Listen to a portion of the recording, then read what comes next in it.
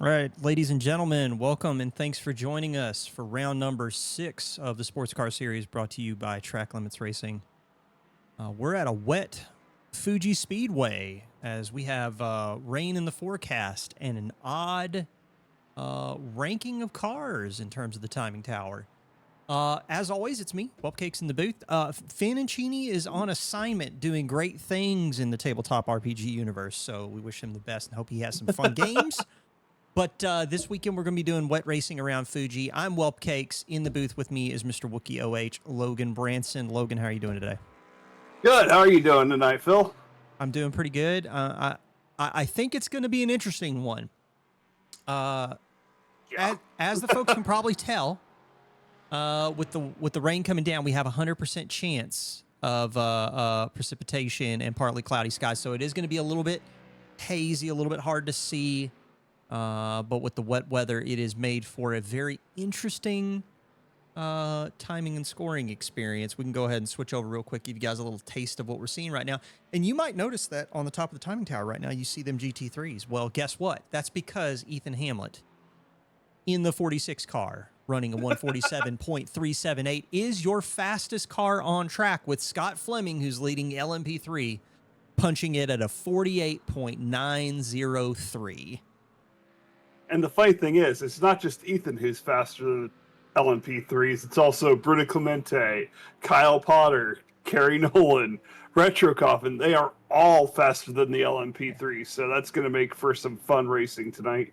Yeah, it is definitely going to be a spicy show from that respect. But we thank you all for joining us for round 6. All the same, I was away for Navarra. It was I got to take my last little bit of vacation before the end of the summer, but heard it was a banger of a race. I heard we also had some new faces come in and out. But on to Fuji with round number 6 and the points. We do have some title contenders out here in the field right now, and just real quick, wanting to call out some names here with the class rankings where they are right now. Top of the leaderboard, LMP3, of course, we've got Jaden Ledbetter right now. Black Flag Ledbetter is on top with 225 points. It's Scott Fleming, who is leading the LMP3 field right now with that 48.9. He is around, where is Jaden relative to the field? He's sitting 10th overall, so he's got 3 other LMPs and 1 GT4 between him and Scott right now. So it's going to be a hard fight, I think, for Jaden this week. Retro Coffin on top of GT3 with 224 points. Although, he's got more races than Ethan in the books right now. So when you calculate the drop rounds and stuff like that, it'll probably bring Retro down a little bit. But 224 right now is the point total, with Tommy Kogan in second with 211, and both Retro and Tommy here today, as well as Ethan, of course, blowing away the field right now with that 47.38. Word. Let's talk about GT4 pros. Tanner Schiffner. Don't see him in the list unless he snuck in while I was looking away. But I do see Tyler Torville on the timesheets.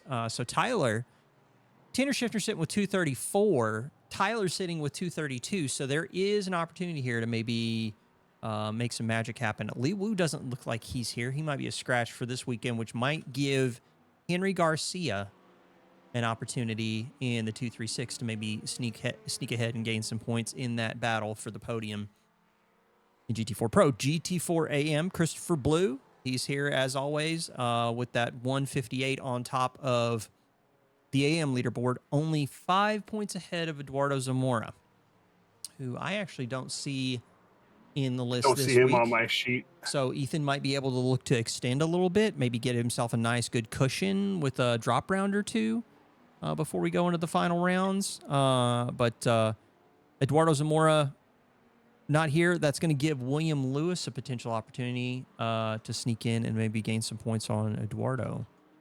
So yeah, it's going to be an interesting race, especially with the wet weather. I think there's going to be a little bit of chaos for people to deal with. What is your feeling of wet weather around Fuji and iRacing?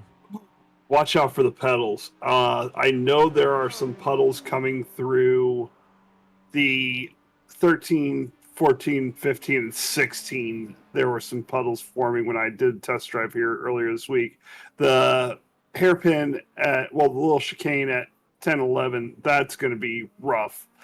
Coming down off that high-speed straight going into 10 is going to be an absolute nightmare. Yeah, Dunlop, one of those corners that has seen some history in motorsport. But yeah, I think with that uphill section also, 13, 14, 15, Nets corner, Panasonic, that's going to be tricky, I think, especially when when the traffic really starts to mix together.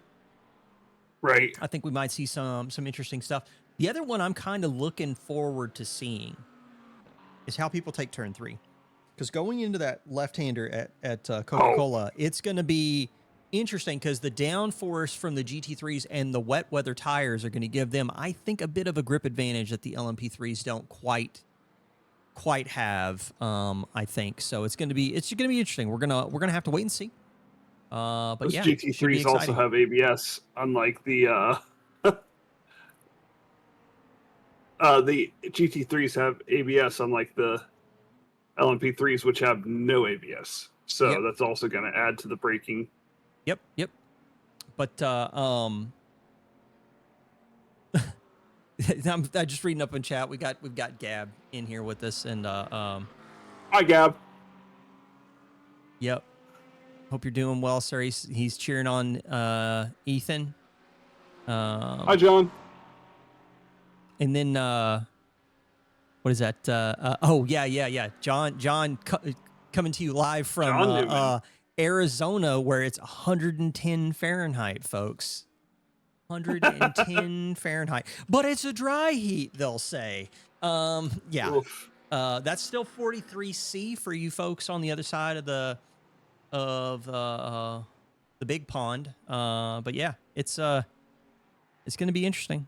It's going to be an interesting race. I hope you can stay cool, John, and enjoy the race on stream. In that heat, I bet that's probably pretty brutal to walk around in. But yeah, we still got a little bit.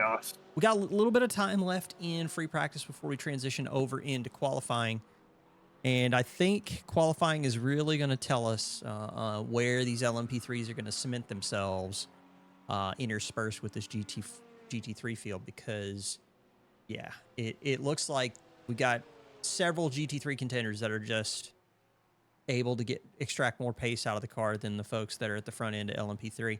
Let's actually check in. I want to jump down to some of crew in P4. Looks like might be Tyler. Yeah, Tyler. He's currently behind Nathaniel Redmond. Currently 6/10 back, but in the number 2 machine. Yeah, he is looking like he's going to be able to make some points up this race, although that is a big washout there. Let's get the track map up so everybody can see where we're talking.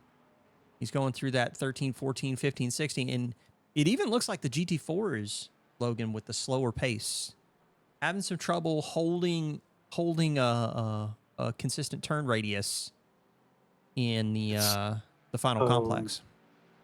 So difficult. I did some laps here in the Porsche, and it was really hard to keep the power down coming through there and actually get the turn in, because like I was saying, there are puddles gathering in those turns. So it's going to be something. And then track's probably going to dry up because it's supposed to be, spotty rain until like the feature, and then it's supposed to start drying up. It's going to be interesting. If you remember the last time we had a transition rain race with the feature, it really made it quite interesting, with the race starting wet and then immediately the rain stopping and us transitioning caused a bit of calamity with the field last season. But should be interesting to see how it plays out. Let's jump on over, take a peek around. I think Retro Coffin's getting ready to come out of the pits.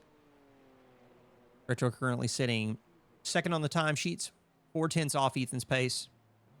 The 398 Coral Cove Porsche. The man, the myth, the mullet.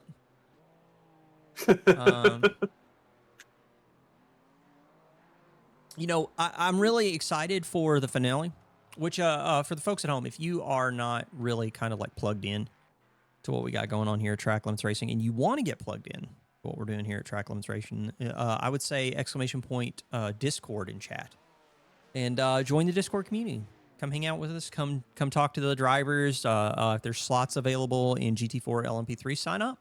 We still got 2 more rounds left. We got Barber Motorsport Park on August 23rd. Mm-hmm. That's going to be another 70-minute feature, followed by the series finale where we will see Retro Coffin transform into his final stage at the series finale at Indianapolis.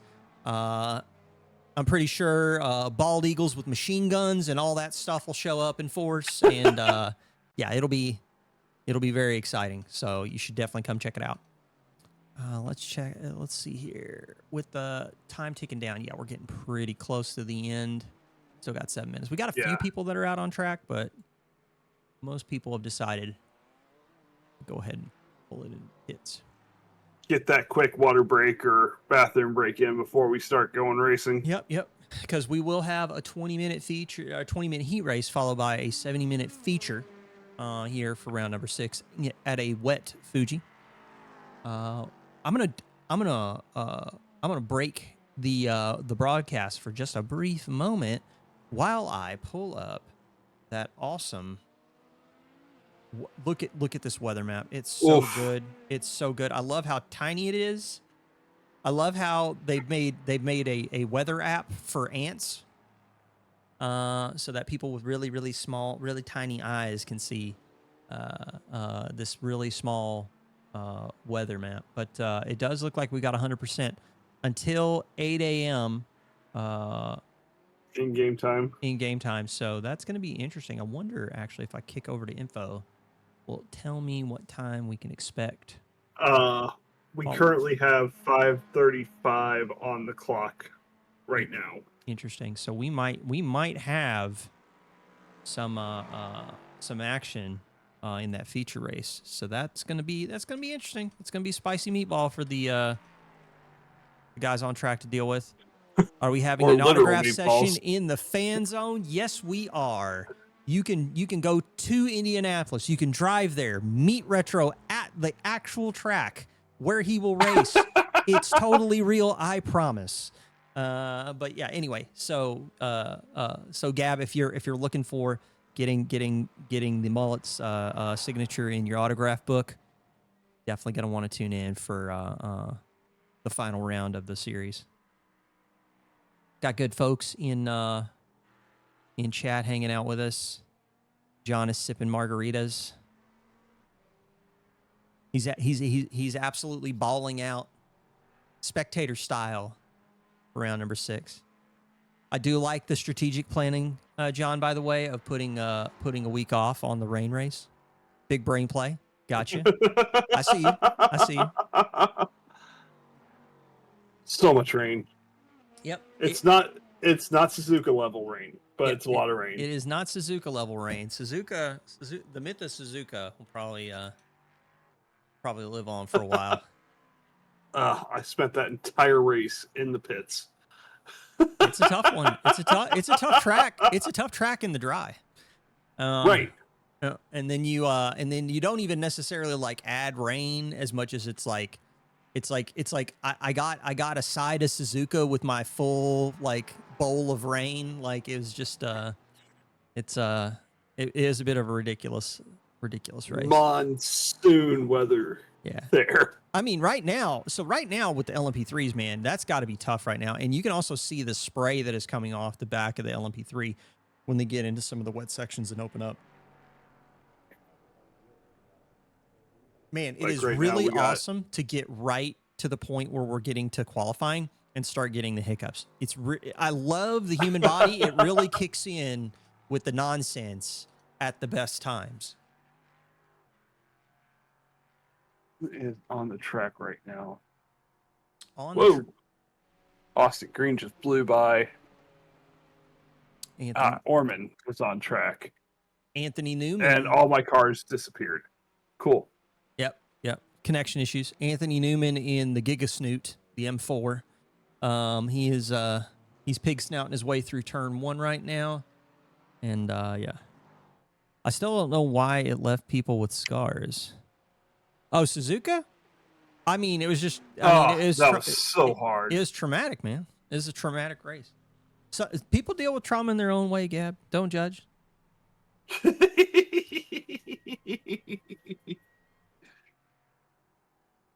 see. You know, though, you know the way the saying goes: "What doesn't kill you make you stronger." Unless you're one of those people where it's like, "What doesn't kill you, man? I really wish it would have just killed me already."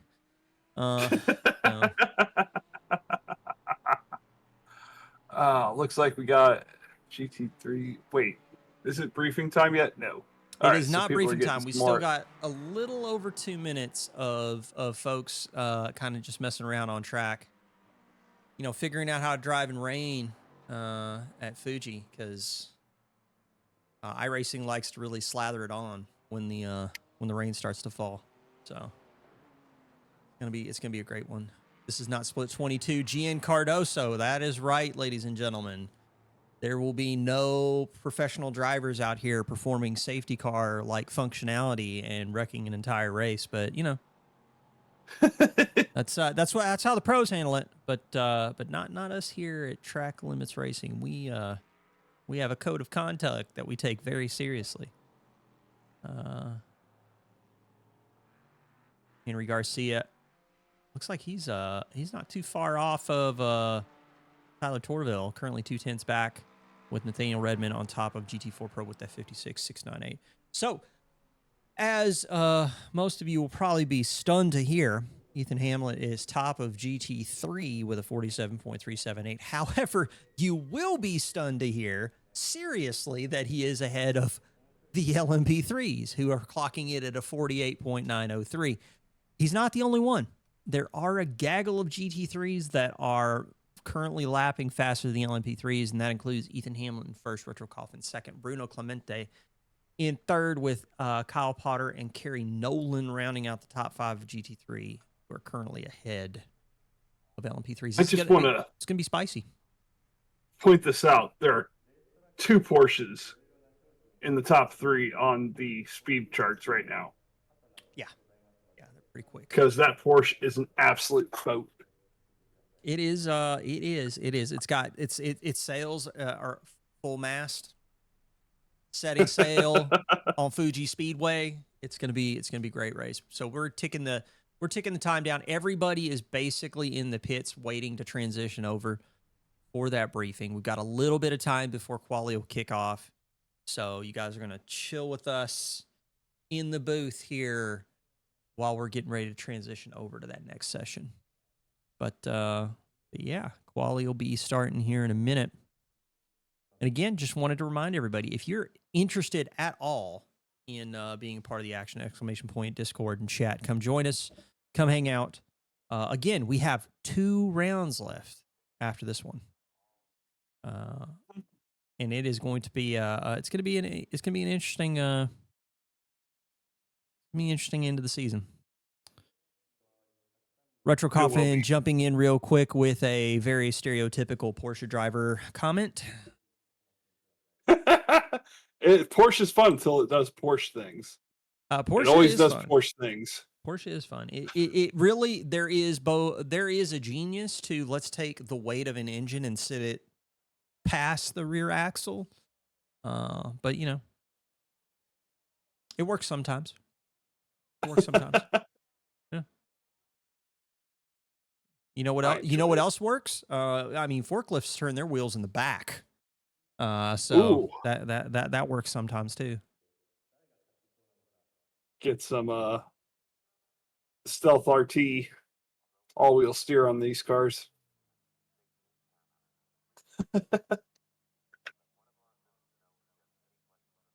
Here's the thing, Gab. We may not have to wait.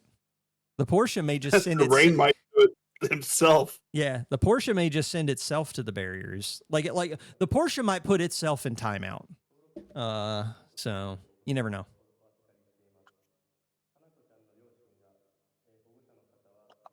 So we are at the start of the qualifying phase. So while the drivers are going through the briefing, real quick, did want to talk briefly. Let's cover some more point stuff, shall we, Logan? Manufacturers. Yeah, absolutely. Manufacturers, GT4, still kind of close.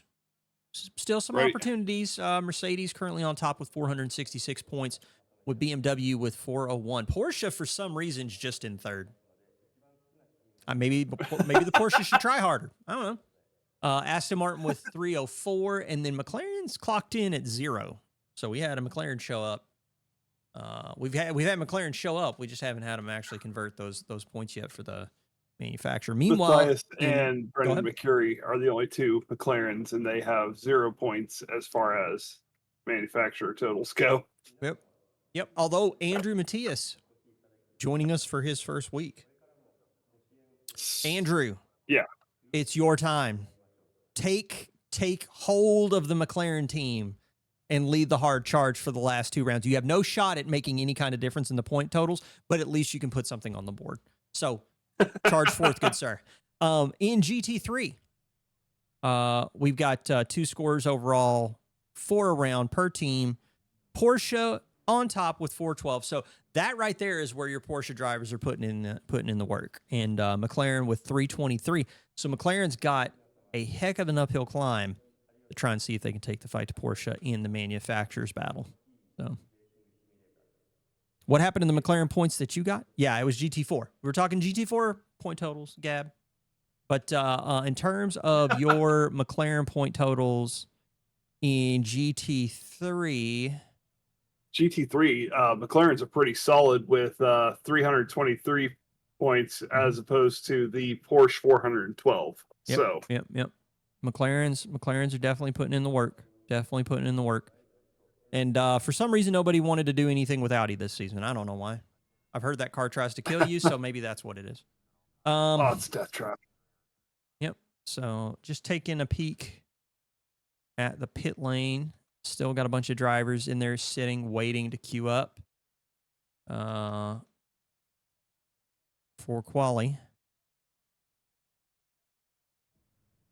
Is it possible to not do quali and race? I mean, I think you can jump in right now. I think you can jump in right now. I don't think you'll be able to get into the race if you get past quali without being in the server. I think you can get in during quali, though. I think quali is going to be the cutoff. Why do I not have cars on the track? I see a bunch of GT4s heading out on track right now, and we're going to go ahead and switch on over. My computer is not following any of them, so I might have to close out of the race and get back in. I mean, iRacing just doing iRacing things. Yepper. No big deal. So let's go ahead and get the race data up for everybody. People are going to be doing their outlaps. Jake Hewitt in the number 100 from Canada. He's here with us for round number 6. Cars Porsche. Got a number of GT4s out on track. Let's get that track up and get an idea what the action's going to look like. I cannot wait for all the classes to be out on track together. It is going to be an absolute nightmare. I love it. It's going to be good. The Porsche is going to be nice in the rain. I'm not sure about the Macca. That Macca is going to be hard, at least as far as the GT4 goes. That car. I mean, the GT3 version, from what I remember people telling me, the GT3 version is basically on rails. Oh, that thing is a beast. It's really pointy after the tire update. It goes right where you want it to go.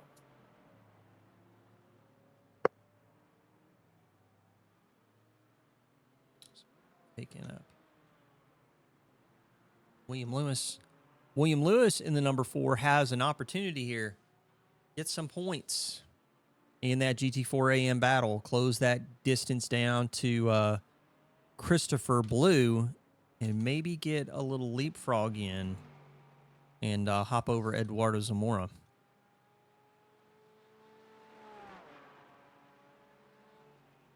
Just waiting for some folks to go live with their timed laps.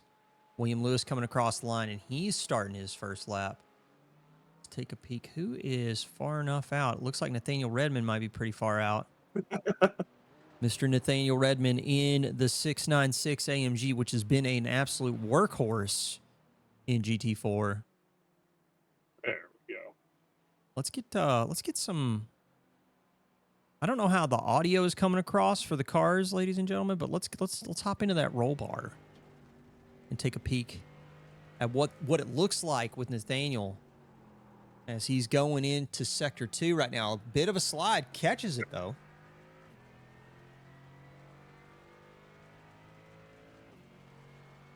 He's getting ready to go through 300R. This is one of those corners where I feel like it can get pretty. Man, look at the spray.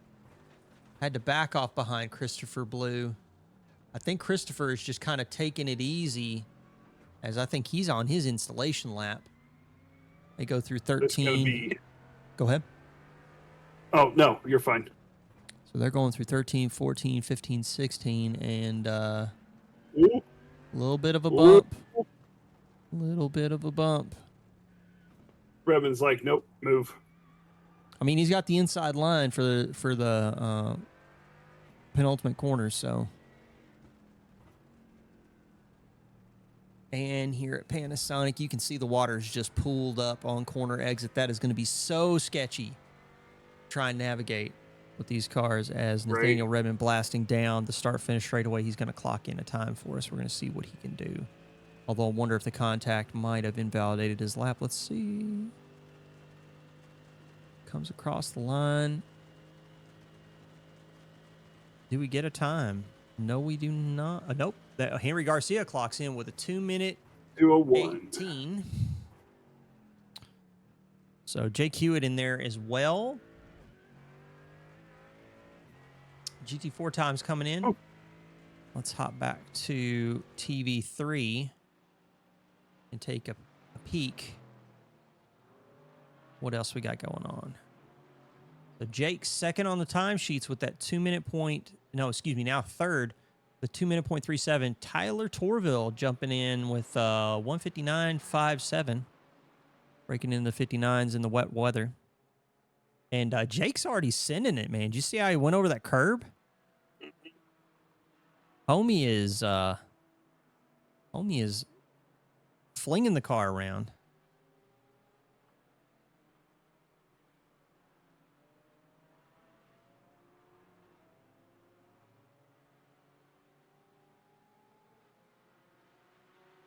I wonder if he's just riding that draft of William Lewis. I mean, it'll be advantageous on the straights. It's not really going to help him too much in the curves, though. Andrew Matias currently setting his own personal bests as he putting in another lap on his end. Looking to complete his first flyer. Let's actually tune in with the newcomer in the McLaren GT4 in Sector 3 as he is getting down the start-finish straightaway. He's going to come across the line. What are we looking at for a time?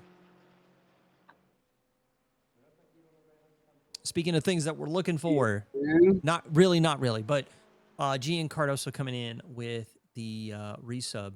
6 months subscribed to Track Limits. Gian is a legend. You guys don't know him. That is a 2-minute point 96. 2-minute point 96 puts him 5th fastest in GT4. I still got a little bit of time to try and set a time, but let's jump around and take a peek at some of the other runners out there on track. Jake Hewitt comes across the line. Is he going to improve his time or his position? He does not, and Corey Lobner actually punches in at a 2-minute point 367. Henry Garcia is in the draft of Christopher Blue right now. Christopher Blue currently not on the timesheets. Huh. Christopher Blue has 1 lap under his belt and no time to show for it. Tyler Torville clocks in at a 59.568. 568 is pretty good. Good. So William Lewis with a 2-minute point 861. Jamison Leckenby 7/10 off. Jamison Leckenby going to be looking to make some good points up with Eduardo Zamora also out. So it's going to be very interesting. Henry Garcia is flashing Christopher Blue. I don't think Christopher Blue cares because Christopher Blue is trying to set a lap because he doesn't even have a banker in right now. So Henry Garcia may want around him, but but Christopher Blue is pretty set on finish his time lap out and not letting his lap get compromised. I wonder if any of those bumps on Blue is giving him invalid laps. Could be. That could be it. That would be unfortunate for him, for real. Right. So Nathaniel Redmond punching in the 59s, 59.84 for Redmond in the 696. Andrew Matias punched in at 7, and he is in the pits currently waiting for the other class to transition out onto the track.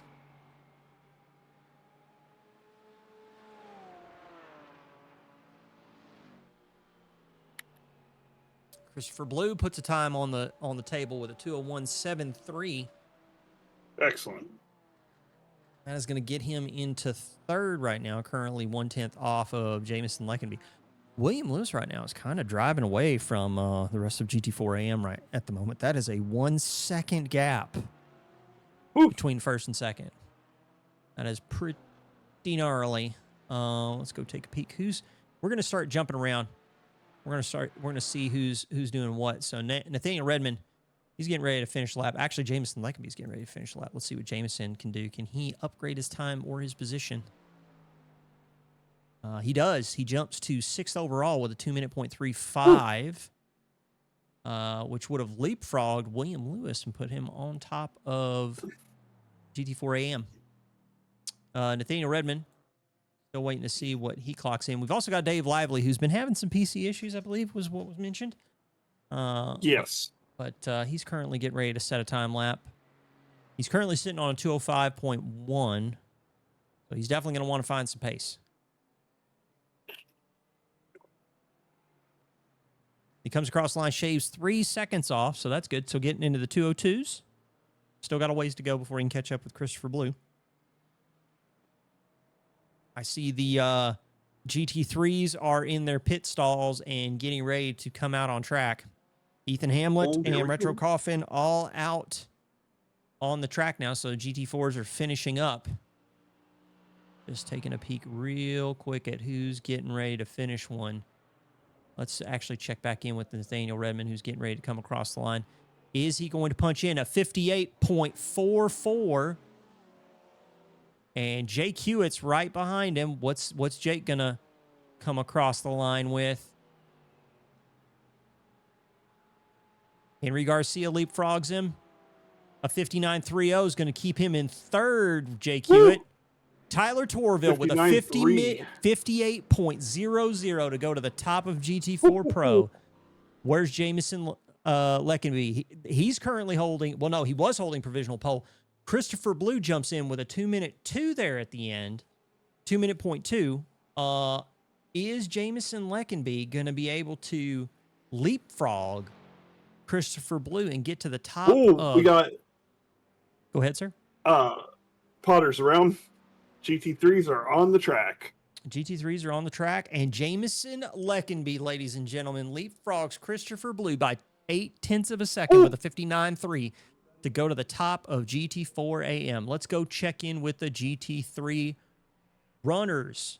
I believe we have Kerry Nolan out on track. Let's see what it looks like from his perspective as he's getting ready to finish the lap. Still got some rain on track, which means the LMP3s have got like no shot at pole.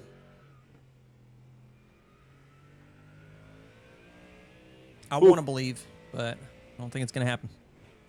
We got some Bruno Steve Clement McLean fans in chat. Welcome.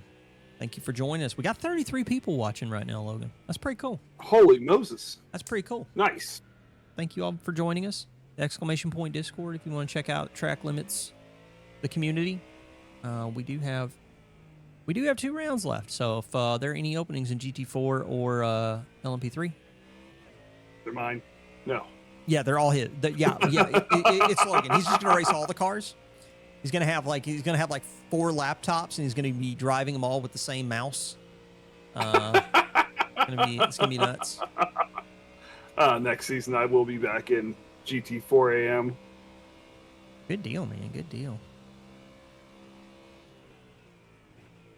appreciate you guys letting me hang out and throw in my John Madden comments every once in a while. Yeah, the way he drives the car is the way he drives the car. I mean, he's really driving the car well. Well, I mean, the real John Madden quote, the real John Madden quote is the guy who finishes ahead of everyone else finishes him first. That right there is the John Madden quote when it comes to motor racing. So, and then you got to have one of those contact moments where you're like, boom, where'd that truck come from? But anyway, it's on board with Kerry Nolan as we're watching a GT3 take a full lap around the circuit. He's into Sector 2 right now, getting ready to take Dunlop and then continue that small transition over to 13, 14. We got 46 coming across the start-finish line right now. Yeah, we're getting ready to see some times come across the line. Ethan Hamill with the 49.59. Yep. Ethan is already striking pretty hard. Retro Coffin 8/10 off with Bruno Clement 2/10 back from him in the 222. Exiting the final corner does have a draft from the Porsche in front. What are we looking for from Kerry Nolan in the Mustang, in the Steel Pony? What's the what is our equestrian GT3 car gonna do? Looks like he's gonna punch in fourth. 900ths off of Retro Coffin. So Kyle Potter going second fastest, 4/10 off. Ooh, we got Tommy Kogan going around. Tommy Kogan going around. That is showing me a car in the pits. Thanks. Let's switch back over here now. Yep, that's still a car in the pits. Can we get a car that is not in the pits? I would love to have a car out on track iRacing. Thank you. Okay, more Kerry Nolan. More Kerry Nolan. iRacing is just like, you know what? This is the Kerry Nolan show.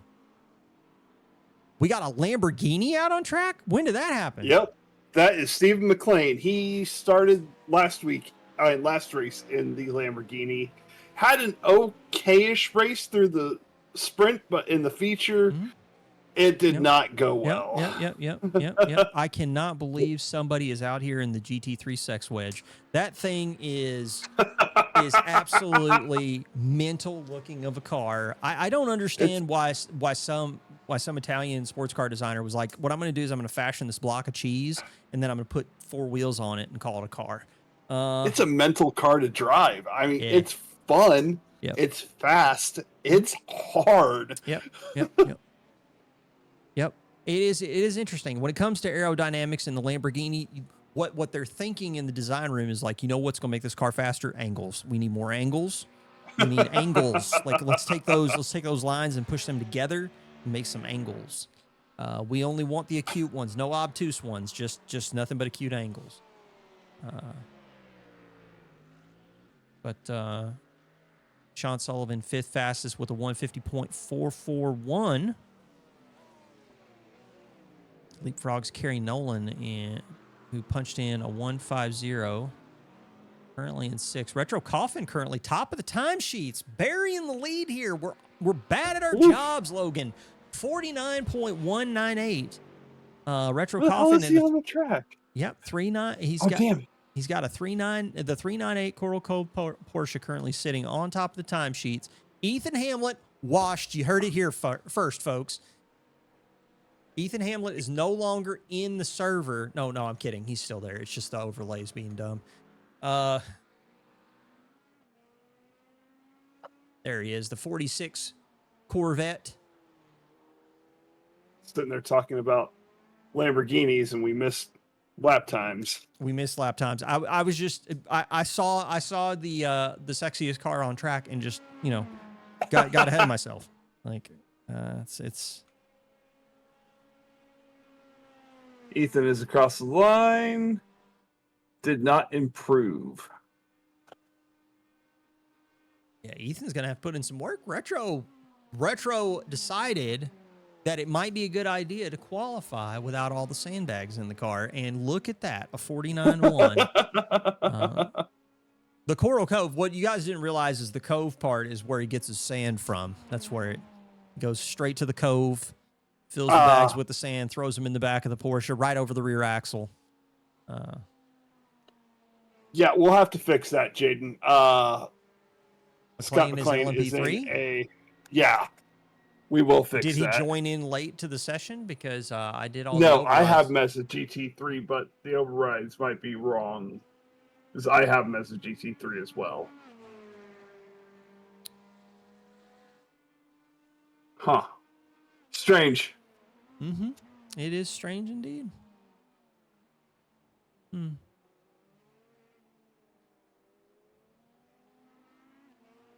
That is weird. I do not know why he does not show as none in my list.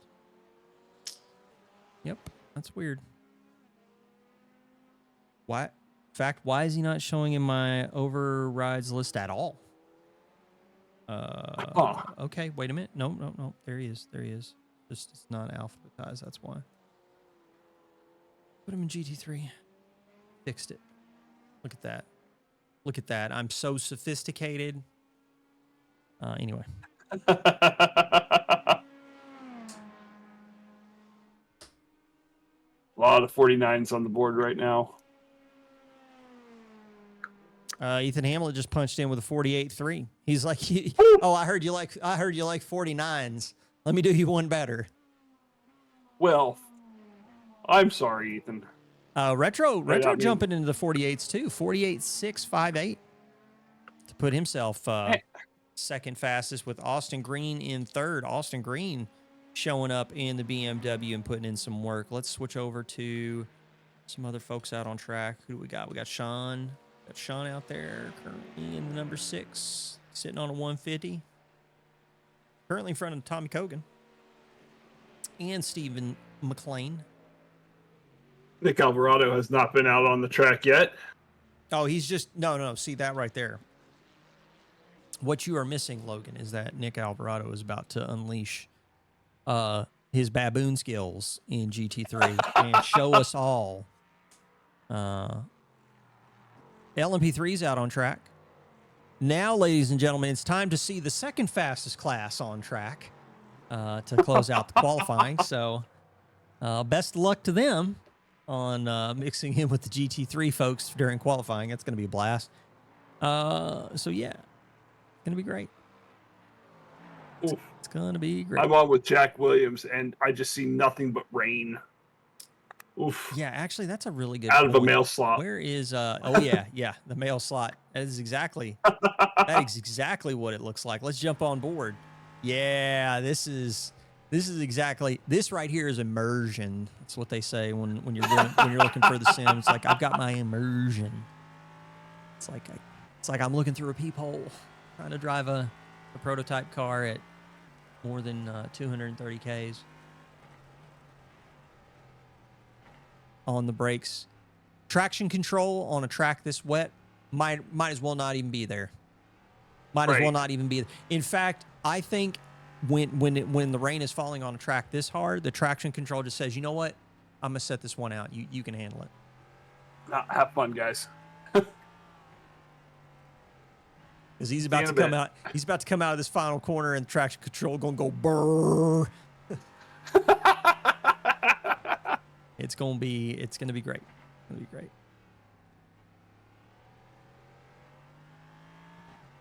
Got some follows. The Real Griffin and Arantes Caesar. I hope I said that correctly. I probably did not. What I recommend that you do is you should definitely just call me a dum-dum in chat. Because look at the spray from the car that is that far ahead right now. It's like a small bio ball that just follows behind the leading car. Switch on over. Let's get some more exciting stuff going on here. We're waiting for somebody to punch in with a time. Let's jump on board with Scott Fleming. Scott Fleming seems to be the one that's farthest along. right now in his lap as he gets ready to start the uphill climb. Michael Lively just went way off in 300R. I'm telling you, dude, that corner is going to be brutal for the LMP3s. And then when you mix the traffic in, when somebody's forced on the wettest part of the track, try and execute a pass for a car with blue flags, that right there, ladies and gentlemen, is a recipe for the spiciest ramen you can get at Fuji Speedway. Period. Full stop. Here he goes. He's getting ready to line up the penultimate corner exit. Just slip and slide out there, boys. I know, man. You see how he's just constantly having transition from this is the wet side of the track, dry side of the track, wet side, dry side. And then he's got to cross this moat here on corner exit. Yeah. Oof. Where's he going to punch in at? Where's he going to punch in at? Is the 48.3 from Ethan under threat? Doubt. Absolutely not. A 151.521. Oof. Let's jump on board with some of the other folks out on track. We do have Jack Wilkins with a 50.837. Yep. He's getting close to that 49. I think it's possible, guys. Just believe. Jaden Ledbetter with a 151.051. And Jaden, the points leader in LMP3, is going to have his hands full trying to harvest as many points as possible.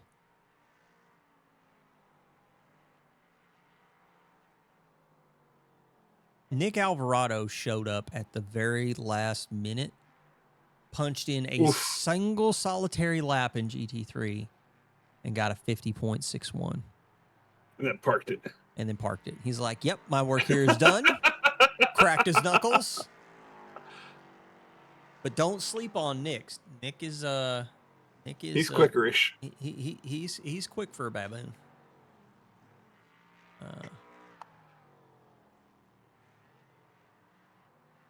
LMP3 is trying to navigate Sector 3. I'm telling you, this part's going to be the one that's treacherous for him, I think, the most. Because it's like you've got those like very low speed on exit, and it's wet. And your traction control is like a myth. So. And constant direction change. Yeah.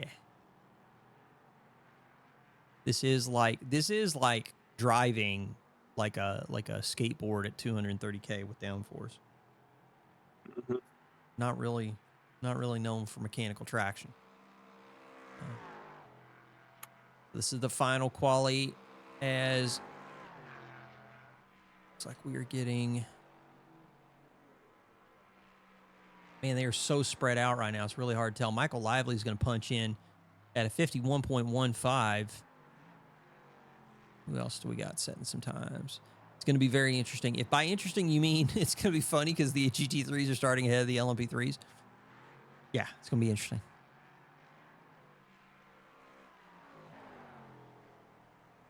Bowen up here with the 49.186 again. Just missing the entire lead here, going fourth fastest in the overall.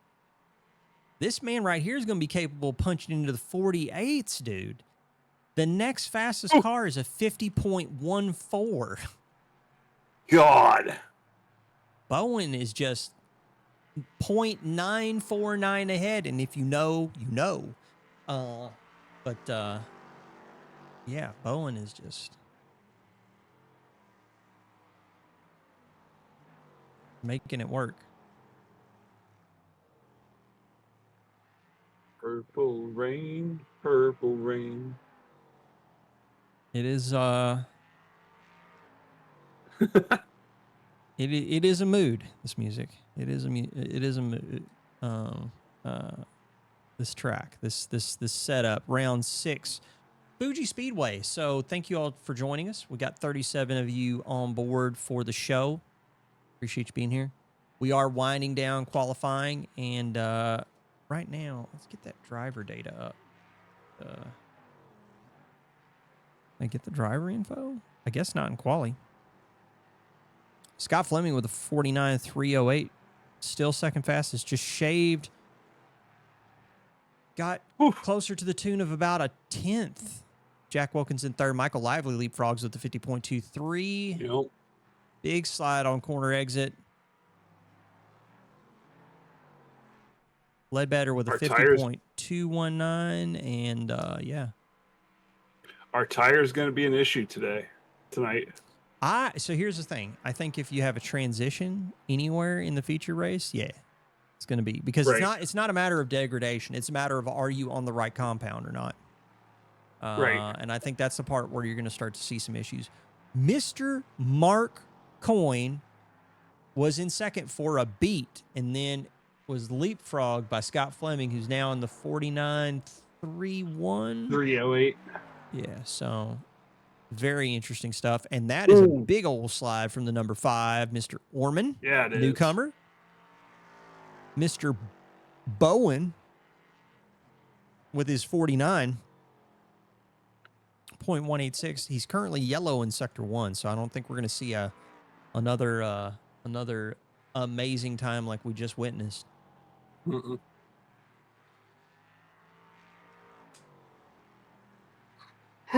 I'm curious how the start procedures are going to work with the GT3s and LMP3s mixed around like this, but we'll find out. It's going to be weird. It'll be something. I don't know if, like, Jaden and Gene are going to have the LMP3s go ahead of the GT3s, or just going to have it grid as is. It's a good question. I think it actually does do wave rounds, but I'm curious if it's gonna wave around the GT3 runners that are between the LMP3s. You're right, Upward Worm. That whole second, third, or excuse me, threeth, tooth down at the Michael bottom is kind of Lively funny. just leapfrog Mark Coyne with a 49.618, and Bowen is around. Yeah, Bowen is around at turn 1, and Jaden is around 2, Ooh. and collected. Scott Fleming is purple in sector 1, ladies and gentlemen. Oh, He is on a flyer. Let's see if we can catch Scott Fleming in action. Penalty. That's right. Black flag Ledbetter out here killing drivers in turn 1. Usually it's just me. John's not here, so he's got to find someone else to beat on him. He bullies John so much, he's in witness protection this week. Couldn't make the race. Ooh, yellow in sector 2. Yep. Lies.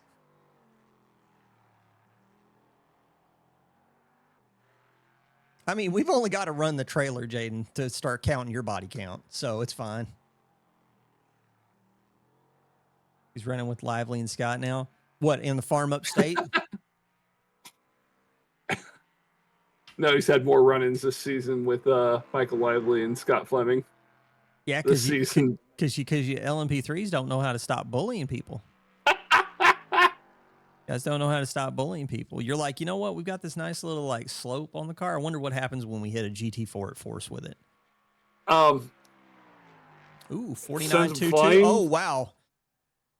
Woo. And Scott Fleming's car just teleported into the nether realm. Gab, I know what body count means for the new gen. That is what we like to call a double entendre. So next season, Jay. Next season. Yeah.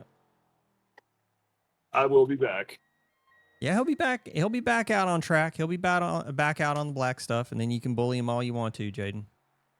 I think. But you won't recognize me because I'll be in a different car. Yep, he's going to be in a different account with a different name because it shows on the relative. So I do believe that might be it. I do think we have one more car out on track. That's Benjamin O'Shea, but I think we're about to transition over. O'Shea is in the pits. Yeah, so let's go ahead and take a peek at that final order. Can we get that pulled up? Is that something that will show on screen? Let's see. Not really. Oh, okay. Overall. That's nice. Can I have it with the classes, please? Like, why are we on the wrong class set? All right. You want me to kick off the LMP3s or? Well, I'm trying to figure out why the there we go. Hey, it did it. Let's go ahead. Yeah, I'll pull up the grid. Give me a second. Let's do the clear and show that grid. And I do not have the fancy buttons, so it's going to be up to you, sir, to go, and I will follow along with your calls. Okay, first we have. Oh, are we doing GT3s or GT? Well, they're first, which is funny. So go ahead and start from the top. All right, so we got Ethan Hamlet in first, Retro Coffin right next to him in second, Kerry Nolan third, Sean Sullivan in fourth. Fifth is Austin Green, Bruno Clemente is in sixth, Kyle Potter, Tommy Kogan, Nick Alvarado, Anthony Newman, Stephen McLean, and Brandon Potts rounds out your GT3s. All right. What about those LMP3s? LMP3s, we have Mike Bowen in first, Scott Fleming second, Michael Lively third, Mark Coyne fourth. Fifth is Griffin Allman, Jack Wilkins, Benjamin O'Shea, Gian Cardoso, and Jaden Ledbetter round out the LMP3s. What about our GT4 Pro class? What do we got there? Oh, here we go. Tyler Torville is in first. Nathaniel Redmond is in second. Jake Hewitt in third. Henry Garcia in fourth. Mike Gallant in sixth. And Corey Lobner in seventh. Then we have Jameson Leckaby, pole for the GT4 AM. We have Christopher Blue next to him. William Lewis, Andrew Mateus, and Dave Lively round out the grid. Fascinating. Well, my buttons were broke the entire time, so I did not end up following you while you were calling out names. But that was still a good call out, sir. Good job. We are on the formation lap. Let's go ahead and sit with the leader. As I believe that is going to be Mr. Ethan Hamlet. This gridding process is awful strange. It's going to be awfully interesting.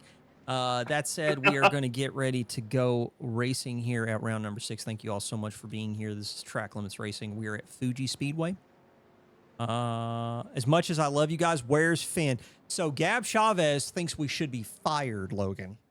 That's what I'm hearing. But anyway. That said, Finn is off doing great things in the tabletop RPG universe, and we wish him well. Hope to see him at the next one when we go to Barber Motorsport Park. I believe that's going to be August 23rd. So he'll be back, Gab, and then we'll have him around with us. But yeah, we're getting ready to go racing here as Ethan. If you can't be fired if you don't get paid. Truth. Ethan gets a heck of a start. Retro Coffin and Kerry Nolan are in a drag race down into turn 1. Retro with the squeeze, he moves over, giving Kerry Nolan some space, but he's going to slot in behind. Let's jump on over to the LMP3s. LMP3s need the black flags cleared. Yep. They are pretty far back. I'm looking at the data for collisions just to see what we have going on here. Yeah. LMP3s are off. Bowen gets a start. And it does look like a bit of a drag race between Scott Fleming and I believe that is Michael Lively going in turn 1. What is going to happen? Woo! 3 wide. I see Mark Coyne. Mark Coyne gets the dive and clips the P2 and P3. That's going to be huge. Our entire lead? Is that all of our leaders in LMP3? No. Nothing quite like that. Fleming? Quite like that. No, sir. Tyler. That's 2, 3, and 4. Yeah, Tyler does get the jump at the start. We were missing the start of the GT4 category because of the collision in turn 1, but Tyler gets the jump. And Jack Hewitt actually making a heck of a charge, getting into second place there. And he's making a move. It looks like he's going to take the lead because Tyler gets washed out a little bit. And now he's got Henry Garcia to deal with. Things are getting spicy already. We got some LMP3s that are going to have to recover through this GT4 field. That is going to be also interesting. We got 71 off. Dave Lively is showing off track. Let's go take a peek around Nick Alvarado right now. Looks like he might have made a move around Bruno Clemente in the 222 Porsche. Nick Alvarado into turn 1. You see the traction control kicking in a little bit. Oh, he lost it in 300R self spin. That is going to be a tough corner for all categories involved, but I really feel like the LMP3s are the ones that are going to have the toughest time. And that is a GT3 that has gone somewhere else. Like Tommy Kogan off track comes back in front of the 85 Lambo of McLean. And the orders are shuffling around all over the place because the grip is really hard to find with the current weather. I saw Austin Green losing his rear end a little bit through 8. Back in the GT4s, let's take a peek at Nathaniel Redmond right now. He's trying to take on newcomer Jake Hewitt. Let's get in the roll bar of the AMG. Exit in turn 1. Puts the power down. Really hard to do in these conditions. Showing him the nose early. I think he's going to try and pull it on a late break move. No, he decides to stay out at turn 3. Turn 3's catching people out. A lot of people are very confident. Front end of that 696 AMG is pretty sad. But we got Andrew Matthias off in 300R. Yeah, that is going to be all night long. That is going to be 300R is going to claim souls. That's all I got to say about that. 696 of Nathaniel Redmond now. Looks like he might be in the lead of this. Tyler Torville is hanging back right now with Jake Hewitt. They go into the hairpin. GT3s are going to be able to brake pretty confidently. There's a little bit of door banging. Henry Garcia is going to get in the mix here if these two aren't careful. That's going to give Nathaniel Redmond, I think, some breathing room. Let's cruise on up. What do we got going on here? If we wanted to go look at some LMP3s that might be doing things, we might need to go to Michael Lively, currently being chased down. But Benjamin O'Shea, who is a newcomer for me. Benjamin in the 13 at turn 1, getting the move done. Seeing some popcorn on track. Like we might have some off-track moments. Have already put some debris on track, but now Lively has the inside line at turn 3. Again, kind of like just flinging the car in there. Brandon Potts is off. And to 10. I wonder if that's self or if that's someone else. Lots of stuff right now going down. It is going to be a tough race with these conditions. Ooh. Kyle Potter. Stephen McLean got into the back of Brandon Potts. Yeah, it's going to be... Brandon Potts is checking up for... damn, I don't know who that was in front of him. That's okay. We're plugged in now. We got the set GK machine of Kyle Potter in front of Sean Sullivan in the number 6. And Nick Alvarado right behind. Let's actually go on board with Nick and see what the spray looks like. Oh, Nick going to make a move on the inside on Sean Sullivan. Ooh.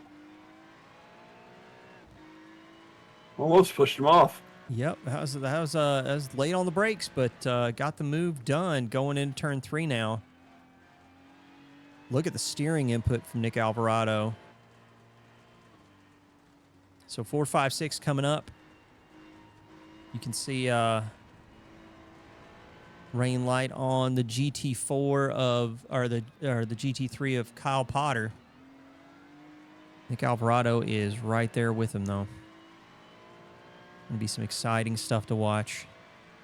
Retro Coffin is now currently a second off of Ethan.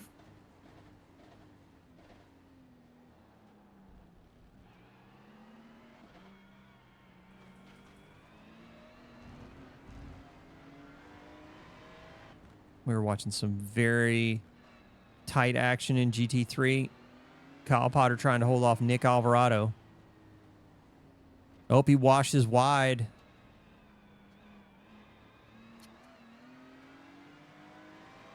But he seems to be keeping with him. Ethan Hamlet in front of the Coral Cove Porsche. They're starting to hit some GT4 traffic.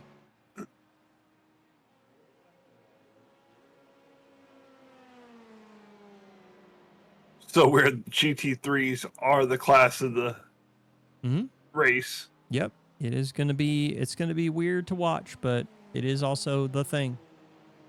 Right. Somebody we haven't watched a lot of in qualifying, Anthony Newman, looks like he's going to try and pull a move on Tommy Kogan as they get ready to go into turn 1.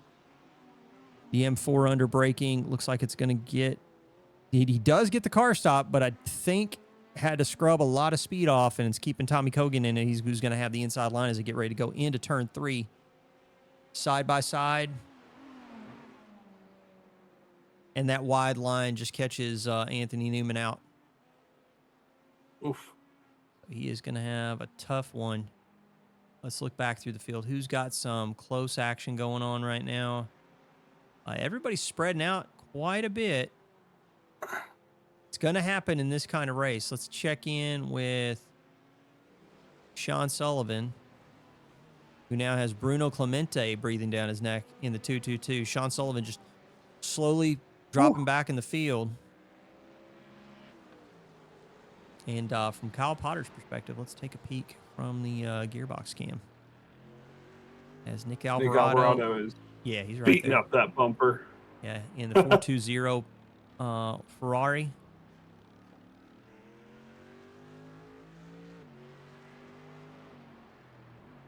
Getting hit with some spray.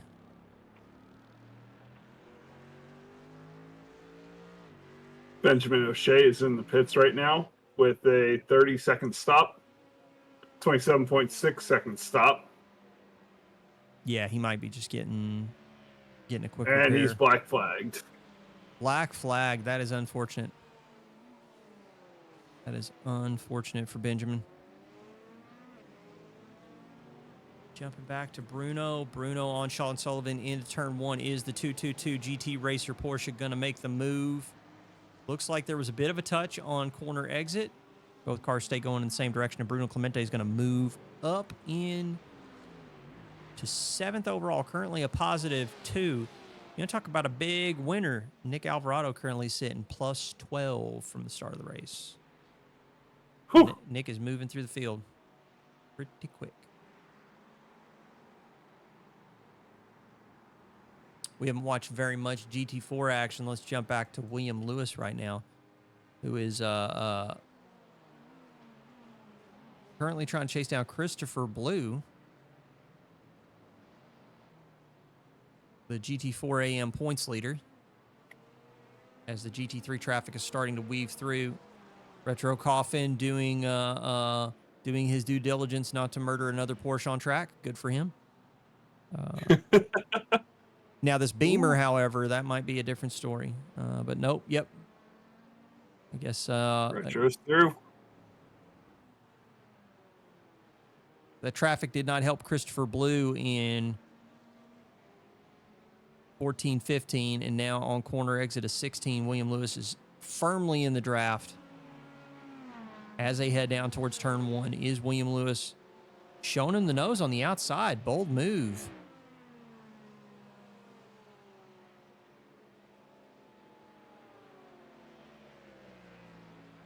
That Porsche is just walking on this M4. Oh, it's a boat. It handles so well in the rain. And then he overcooks it into turn 1 and just hands it back. Although Kerry Nolan right here is trying to figure out, is he going to get the squeeze on the inside? And he does.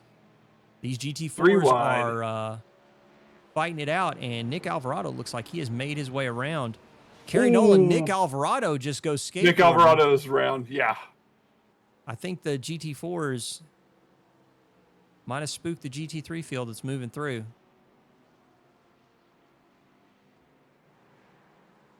We do still have a little bit of time. We got less than 9 minutes left here in the heat race before we set up for our 70-minute feature here at round number 6. Looks like someone got into the back. The BMW behind him got into the back of him. Oh, that must have would been be- Newman, maybe? Yes. That was Newman behind him. Very unfortunate, very unfortunate. And these GT3s are just absolutely compressed. We're gonna skip forward a little bit. Let's go to, who is that in front? Is that Potter? So let's go from Potter's perspective, because I think Potter, or no, it's Nolan that's in the front of this train. So Nolan, no, it's even Newman. Newman's in the front of or Austin Green. So Austin Green, Bruno Clemente, Kerry Nolan, Kyle Potter, sandwiched pretty tightly in GT3. They're making a pretty wild race of it.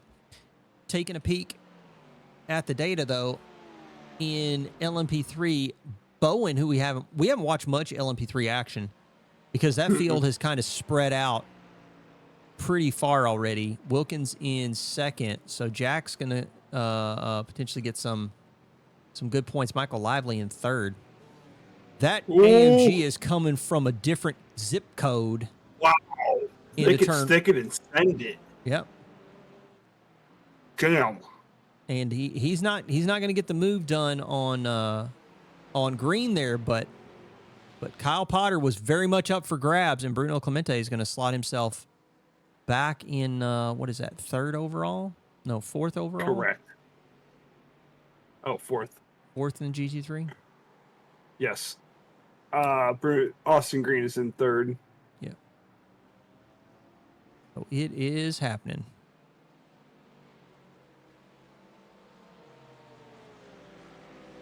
So right now, Retro Coffin is a second and 3/4 behind Ethan Hamlet. And then there's another 10 seconds to Austin Green.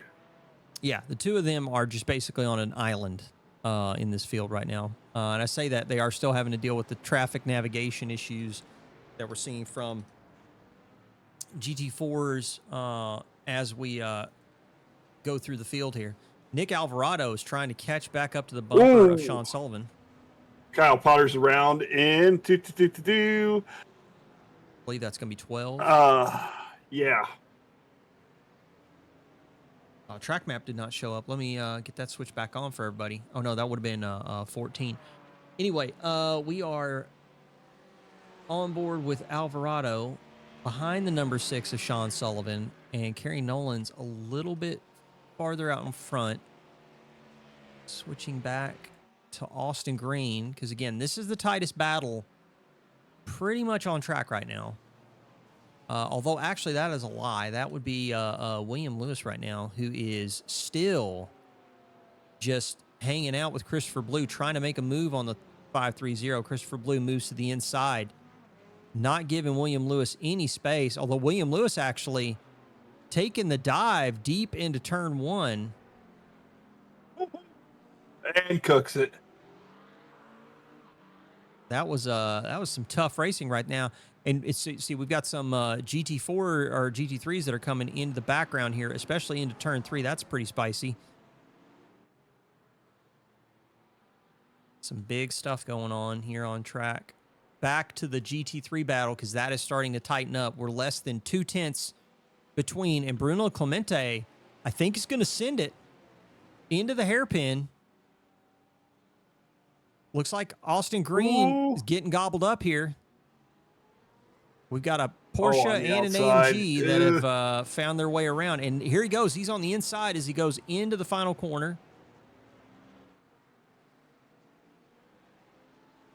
Did I say the final corner? I was lying. I really meant turn 13. Nick Alvarado back in it. He's on the bumper of Kerry Nolan as he goes around the 696 AMG. And Kerry Nolan in the 44 is the next one in Nick Alvarado's sights. Austin Green is kind of just fallen back from Bruno Clemente in the number 3. That traffic didn't help at all going through the last sector. So Bruno Clemente in the 222 just streaking off into the distance. His lap time's going to come in at a 150.5. Nick Alvarado punched a 49.73. He's on the dive into turn one, taking the bold stance and getting meager outcomes. But he's going to be able to take another bite of the apple. In the meantime, Ethan Hamlet, Retro Coffin, just like I said, these two, they're somewhere else right now. They're not in the race with everyone else. Jaden Ledbetter, he's in a race. Yeah. He's in a race right now with Michael Lively. Going to try and find his way into third, maybe get into a podium spot if he can put Michael Lively on the defensive end of turn one. He's going to try the over-under. We got 2.5 minutes left of this session. Yeah, he's going to have to make it work. He's going to have to make it work on board. Dealing with the spray.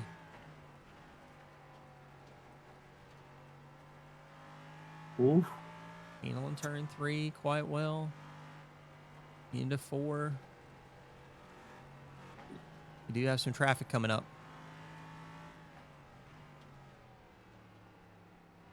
Brandon Potts is towing back to garage after spinning 300R.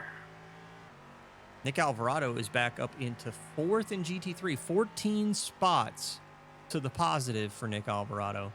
6 spots to the positive for Bruno Clemente, who is currently sitting third on the podium. Jaden Ledbetter is fighting for a podium spot here in Sector 3. Is he going to make the move? Oh, looks like he might do it. Is he going to send it? He's holding that inside line very tightly. The problem is it's going to set him up on the outside for the penultimate corner. Right there, they are side by side. He gets onto the rumble strips, but he's got the inside line into the final corner. That is a wet place to be passing. Yep. Slides from both of them. And now down the start-finish straightaway, and Jaden gets the move done. Although it looks like he might have lost a little bit of traction on corner exit because Michael Lively is just right there. They're going to have to navigate William Lewis as they get ready to go into turn one. Lively on the inside line. What are we going to see under braking? Oh, Jaden. He loses it. Jaden got spooked with Christopher Blue braking in front of him. And that's going to cost him some spots. Unfortunate for Jaden Ledbetter. Just bad place, bad time. That was very unfortunate. Cooked that one. Ethan Hamlet exiting the final corner with 10 seconds left, or 20 seconds left. I wonder if he's going to end it here. I think it's going to be one more.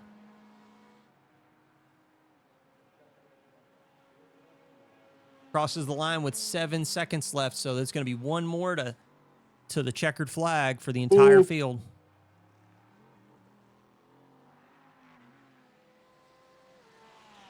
Back to the GT4 battle that is continuing to rage on. Kerry Nolan moves up into 6th place, or excuse me, 5th place. Austin Green currently in 5th, fighting for his life as Sean Sullivan's starting to close in.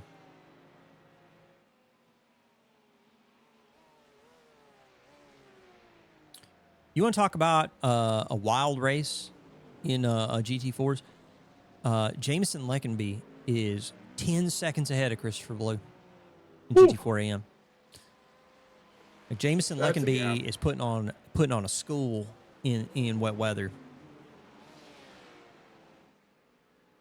Putting on an absolute school.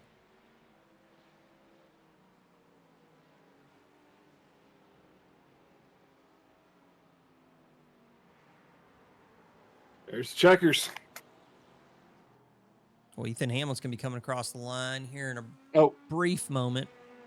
Sorry, that was white flag. My bad. No, you're good. You're good. You're good. We're catching Ethan in the penultimate corner, and Ethan Hamlet also putting on a bit of a clinic here, getting a bit of a slide there on corner exit, but managing to keep it really nice and tidy. What we're gonna do, we're gonna switch. We're gonna let Mr. Ethan Hamlet take his place on top of the overall in GT3. Man, that is just so weird. In the overall, Ethan Hamlet wins the Fuji Speedway with Retro Coffin coming in second. Bruno Clemente in third, but Bruno Clemente is not out of the woods. There is a Ferrari on corner exit, but I think Nick Alvarado is just a little too far to make it work. And he's going to come across the line and finish this one in third with Nick Alvarado in fourth. Both of them put on a heck of a show. Kerry Nolan's going to come across the line in fifth. Austin Green's going to be sixth. Kyle Potter seventh as Tommy Cogan slips back to eighth place with Sean Sullivan in ninth. Wonder what happened to Sean. He's sputtering across the line. It looks like he might be short on fuel. I might be missing something. Let's take a peek at Michael Bowen exiting the final corner right now. Mixed into this GT3 and GT4 traffic. Michael Bowen has actually put on a bit of a show. Jack Wilkins, 2.3 seconds back. He's going to come across the line in second with Michael Lively coming across in third. Gian Cardoso is going to come across the line in fourth with the 42 with Jaden Ledbetter. Scott Fleming and Griffin Orman. Mark Coyne looks like he might be last finisher. Don't know if Benjamin O'Shea just punched out or not. In GT4 Pro, let's take a peek at Mr. Nathaniel Redman on top of the timesheets. In GT4 Pro with Tyler Torville, Jake Hewitt with his first race with us, coming across the line in third with Henry Garcia in fourth. Jameson Leckenby going to take first in GT4 AM with Christopher Blue, William Lewis, and Dave Lively are your top four. So that was a pretty wild opener there. Mm-hmm. Logan, what do you think? Wet weather is absolutely insane. We had people missing braking points. We had slides everywhere. Good entertainment value. Rough on the drivers. Indeed. That was a rough one. That was rough. No, Benjamin O'Shea is out on track. So Benjamin O'Shea had a 1 minute 23 second pit stop. And it's going to go ahead and move the session forward, but he did not punch out. So that was bad on my part. We got a brief warm up, folks, before we go into the race session. Let's go ahead and take a look at that result. Is it going to show or not? Let's see. Can I get it to show? I can get it to show. I don't know why it's showing the driver data, but that's fine. So yeah, there's your LMP3 results with Mike Bowen, Jack Wilkins, Mike Lively, Gian Cardoso, Jaden Ledbetter, your top five. Scott Fleming in sixth. Griffin Ormond, newcomer, in seventh. Mark Coyne, Benjamin O'Shea are your 9 contenders for LMP3 in GT3 class. Let's take a peek. Ethan Hamlet, top of the overall, top of GT3 with Retro Coffin in second. Good points for Retro. Bruno Clemente in third. Nick Alvarado in fourth with Kerry Nolan in fifth. Austin Green, sixth place. Kyle Potter in seventh. Tommy Cogan in eighth with Sean Sullivan and Anthony Newman in 10th. Your GT4 Pro runners, Nathaniel Redman, top of the timesheets with Tyler Torville in second. Jake Hewitt in third. Henry Garcia, Mike Gallant, Corey Lobner, and Andrew Matias. Our GT4 Pro runners. Let's take a peek at Jameson Leckenby, Christopher Blue, William Lewis, and Dave Lively were your 4 GT4 AM runners for the heat race. Only 4 GT AM. Yep, that is unfortunate, right? Let's get switched on over to that race info. Waiting for the warm up to roll over before we see what the weather conditions will be like. It does say 98% chance of rain right now, so it looks like we might be on a decline. We're going to see what the weather conditions look like when the warm-up timer rolls over to the grid, and then we'll see the starting order.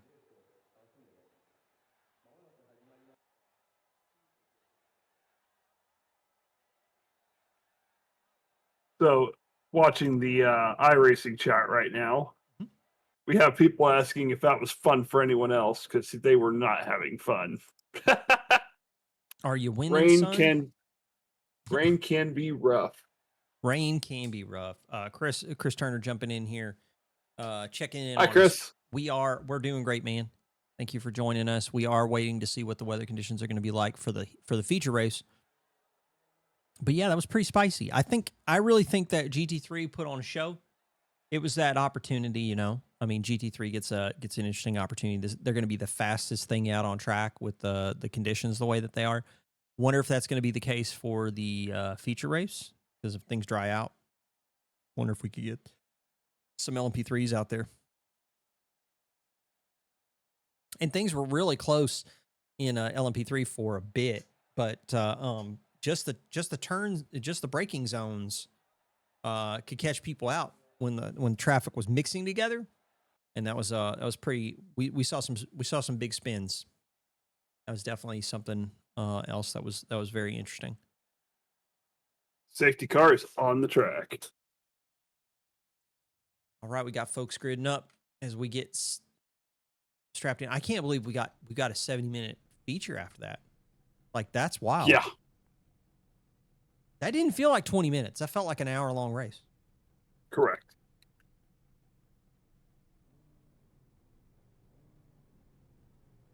Sure, for some it felt longer.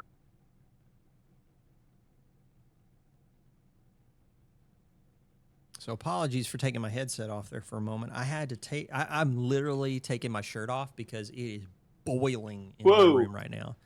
It is. This is a family program, sir. Well, trust me when I say, with me taking my shirt off, it's still a family program, because ain't nobody gonna get excited. Ain't nobody gonna get excited about that. Lanky white redneck takes off shirt. That is basically the opening sequence to an episode of Cops. So that's fine. So anyway, let's double check the field as they're getting rolling. Let's jump forward with Ethan Hamlet. He's currently lapping around on track. So we got Retro Coffin. He's gonna be in second with Bruno Clemente, Nick Alvarado, Austin Green, Kerry Nolan, Tommy Cogan, Kyle Potter, Sean Sullivan, Anthony Newman. Gonna be your GT3 field. Mike, is Chris just trolling in chat? Bulls, hot tubs, and spa category. Yeah, and spa category. Yeah, man. I'd break Twitter, and not in the good way, not in the viewer way. It'd be great. It'd be great. People be like, "This is," you know what? That would be the stream where everybody would just turn the internet off. Like, that's it. We tried the internet out. We've determined it was a mistake. Anyway. So down the start finish straightaway. Well, actually, the safety car hasn't quite peeled off yet. Talking real quick about... So the grid's going to be mixed up still, but they're going to unsort themselves anyway. So we're just going to go ahead and go to the checkered flag and see this race get underway, get that track map going. Ethan's holding the field late, and here he goes. He peels away. Retro gets the signal. Bruno Clemente, actually, I think got caught snoozing a little bit. Nick Alvarado gets the jump. Got a jump. And I think Nick Alvarado and Austin Green are going to make a play. I do see Kyle Potter flashing in the background. That is mildly terrifying. Retro Coffin, you could barely fit a sheet of paper between him. We got the LMP3s going. Yep, LMP3s are going, and it does look like Jack Wilkins, Mike Lively off to the races themselves as Mike Bowen gets another good jump from Gian Cardoso's perspective as we get ready to go into turn one. Is that Michael Lively taking the dive on the inside? He tries to over-under Bowen, and it looks like he might have overcooked it, and Wilkins is going to stay out in front of him. Down now to Nathaniel Redmond and Tyler Torville as he gets the jump. Looks like they were way closer than the rest of the field. Tyler Torville is going to have to deal with Jake Hewitt now. Jake Hewitt on the inside as they get ready to go into turn three. He jumps the curb. It does look like the aggressive line into turn three is working for at least the GT4s and GT3s. For now. Yes. We'll see what happens. It is definitely the Simpsons mean. Yeah, yes. The curb jumping is working for now. Anyway, so we are into the race. We've got the start is done and dusted. Jaden Ledbetter currently behind Benjamin O'Shea. He's in front of Scott Fleming. O'Shea's having a hell of a drive today. O'Shea is. He did have a heck of a drive with 13 position. Oh, no. He's 13 positions up. He actually finished further down the order. Remember, he had the 1 minute 30 something pit Got stop. it. So he passed the GT4 field to get to the back of LMP3. But that said, he did manage to find his way around 4 LMP3 competitors on the opening lap. So he is cooking. Retrocoff is around, elected Bruno Clemente. Oh, no. Retro just falling down the order. Now in 11th, the front end of the Porsche is gone. Going to probably be going to the pit stops for the fast repair. We do have 2 fast repairs on offer, and we do have a 70-minute feature race. So if Retro can get a new front bumper added into that car and then try and finish this race out and maximize his points haul, that could be really good for him in that GT3 series. This also could be the drop round. Coming into 1, Alvarado got loose and was on the inside and spun Retro. That is unfortunate. Very much so. Nick is trying to make moves right now while he's got clean air in front of him. Bruno Clemente, Austin Green in the background. Let's actually go back. We're going to go back to Sean Sullivan's perspective. Let's ride on board with Mr. Sullivan in the Porsche. Tommy Kogan in front. In the other Corvette, the 55, as we got a gaggle of GT3 cars that are compressed pretty tightly together. So we're getting ready to exit the final corner.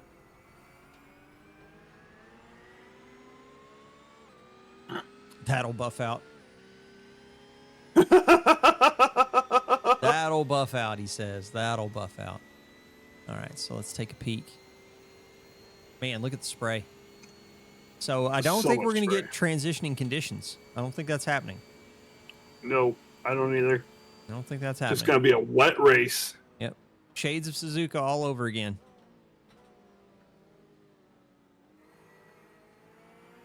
Keeping it together. Training cars. Because the GT... Go ahead. Turner, Chris, the LMP3s are slower than the GT3s today. So the LMP3s are underneath the GT3s on the timing tower for that reason. Yep. Michael Bowen currently in second as Michael Lively finds his way to the front of the field. Let's watch this LMP3 action for a little bit on track.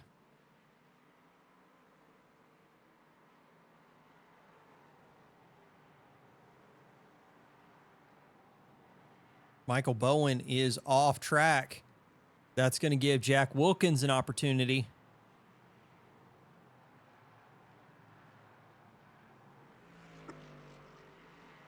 Suddenly, Mike Bowen having some tough time on track. Keeping the LMP3 planted. No, you can't, Chris.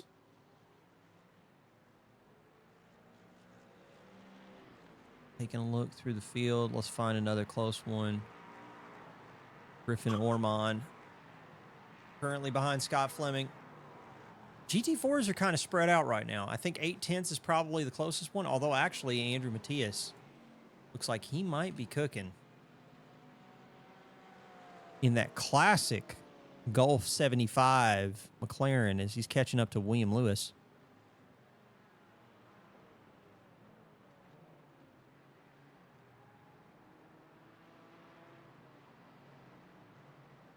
"28 people have managed to hang around with us as we go into the feature race. Thank you all for being here. We got 2 Chris's in here. We've got Chris, the GT4 Destroyer, and Chris Turner. How you doing, boys? Hope you guys are doing all right this weekend.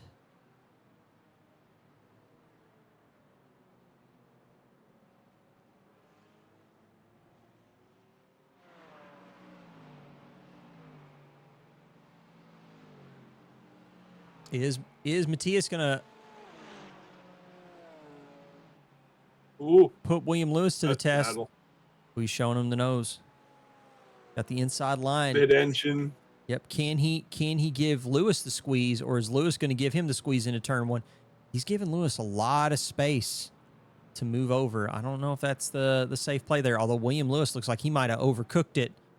And Andrew Matias having a way better feature race in comparison to his heat race. Way better. Back to GT3 because the train, it just keeps on trucking along. Tommy Cogan, Kerry Nolan. They have been fighting for like 2 laps. I've been watching this for a minute. Retro's staying out with the broken nose. Huh.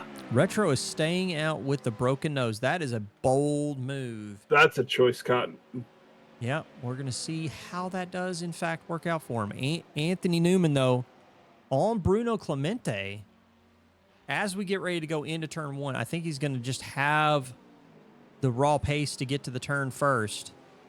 He does break a little deep and brings Bruno back into it, but he is going to be able to hang on to it.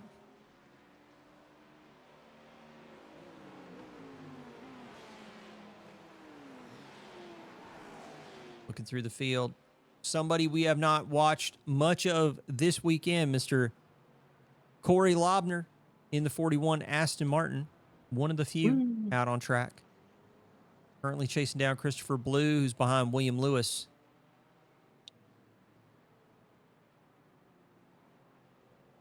Oh. Retro Coffin's already making some headway. Yeah. He's working on Bruno Clemente right now. Well, I mean, it's the weight savings. I mean, look at the car. Look at the car. Look at that weight savings. Weight savings. Porsche, that's what we call the Porsche double down, where it's like, not only do we like the weight in the back, we're going to lose some of the weight in the front. To put even more of it. And Bruno Bruno's Clemente around. gets absolutely dumped in the what was that? I think that was 14. Yeah, 14. Can't see on my map right now. Really unfortunate. Sean McLean just in the background, just thinking, okay, I'm going to give you guys some space. Yeah.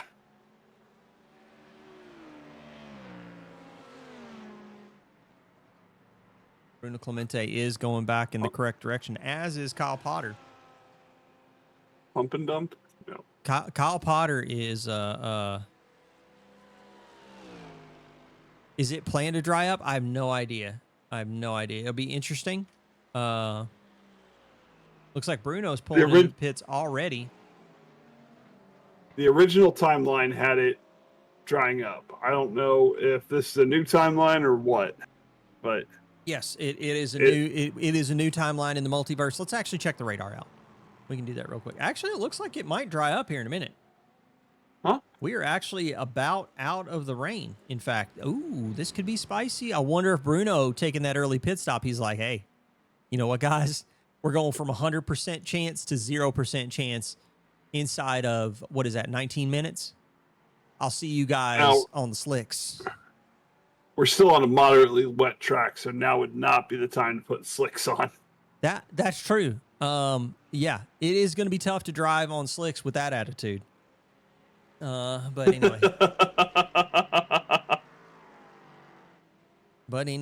So went ahead and wanted to do the quick weather report. I really wish they would add like an app or something in SDK where we can get some weather data.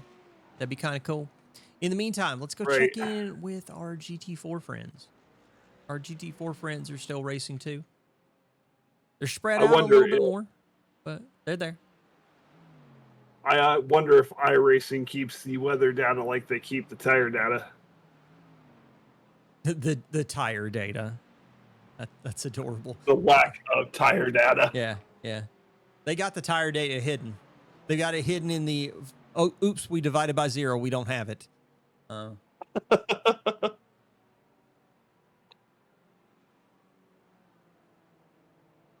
right.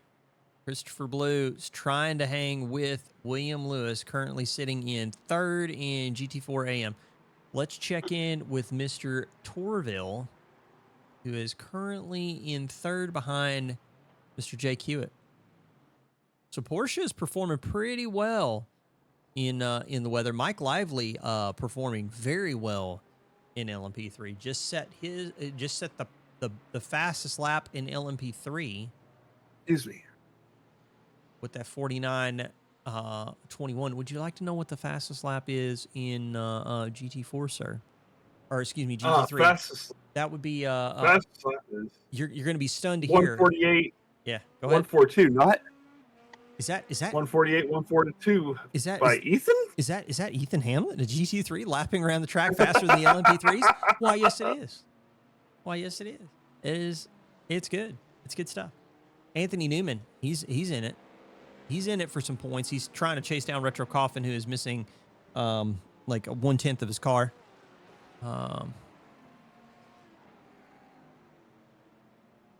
Is 9/10 of a Porsche still a Porsche? Inquiring minds want to know. Theseus's Porsche. Yep, that's it. Yep. You got it. You got the joke. See, everybody? It's like we are the biggest brained duo in motorsport commentary. Ohio education and what? Well, Arkansas education. Yeah, if you want to call it that. I would just say Arkansas Exactly. living. Arkansas living. Yeah.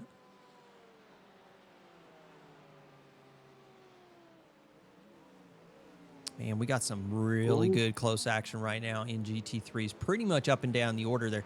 But in LMP3s, we got some of our closest action we've seen pretty much all day. With Scott Fleming right now in a tight battle with Gian Cardoso as they go down the start-finish straightaway. Are we going to see a move into turn one? Ooh.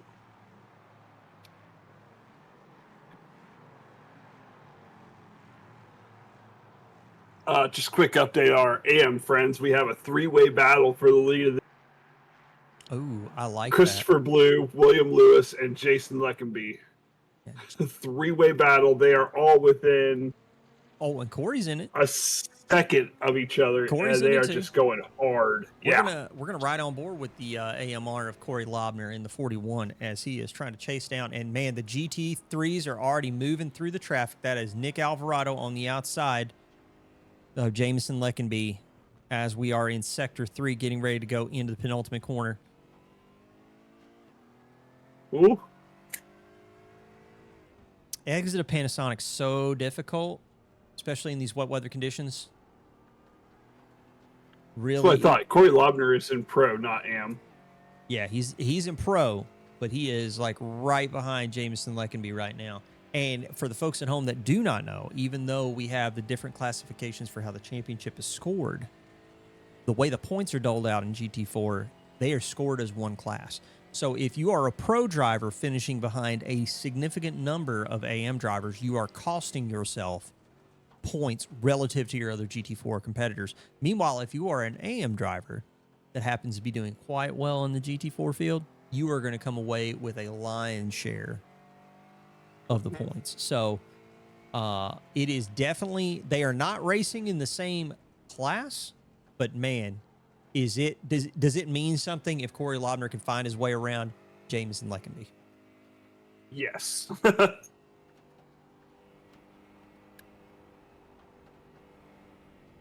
My weather looks like. It's got to be getting close to the... We have rain. We have a 0% chance of rain in 13 minutes. And if you are the drivers right now, so let's think about this. 13 minutes. That'll be 28 minutes into the race. So Chris Turner is in chat. I'm kind of curious how far it's going to be before the rain stops in comparison to the first pit stop. I think it's 35 minutes for the first pit stop for the LMP3s with their limited fuel tanks. So 35 minutes. It's going to be the rain. It's going to be longer today because of the rain. Ah, okay.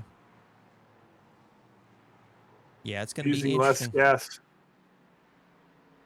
Well, see, you use less gas in the rain. Me, I'm an idiot. My right foot doesn't understand that the track is wet, and I have to use traction control to keep me from dying.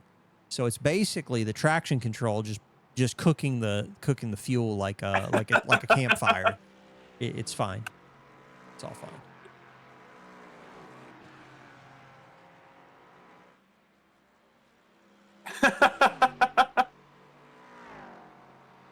I do. Ooh. Yep. Lights up every rear. Lights up the rears. Every exit in the wet is the title of my sex tape. It's fine. All good. All good.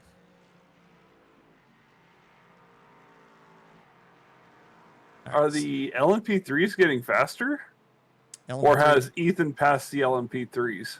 Ethan, I believe, has moved through the GT4s. I don't think he's made it to the LMP3s yet. He is at the 696 of, I believe that is Nathaniel Redmond, who's currently in the lead of GT4. Pretty far. 7 seconds ahead. Ooh, we got Anthony Newman spinning around, and guess where? Last man, sector. what a rejoin. Oh, these LMP3s are splitting him as they're getting ready to go into the corner. Oh, both Bowen and Jack are like, why me? oh, man. Anthony Newman heating it up. Steve McLean's going to find his way around in the 85, and man, that was a wild turn of events. I was wrong. I saw the one on my map, and that is Kyle Potter and not Ethan. That is on me. Gotcha. So GT3s in a drag race down the start-finish straightaway with the GT4s that they're passing. Navigate this traffic. That is going to be Austin Green in front of Kerry Nolan as we get ready to line up for turn one. Kerry Nolan on the inside line. Lots of spray, but we're getting close to when that rain's going to come to a stop. And when that rain comes to a stop, we're going to start seeing that dry line for him. And then I think it's going to be these guys hanging on to these wets for dear life to see if they can push all the way to the end of the stint. Mm-hmm. Anthony Newman already jumping into the pits. I wonder if Anthony Newman's like risking it for the biscuit and going to switch over to those slick tires ahead of time. It's a bold move. That is a bold move. Still moderately wet track, so that would be a risky call.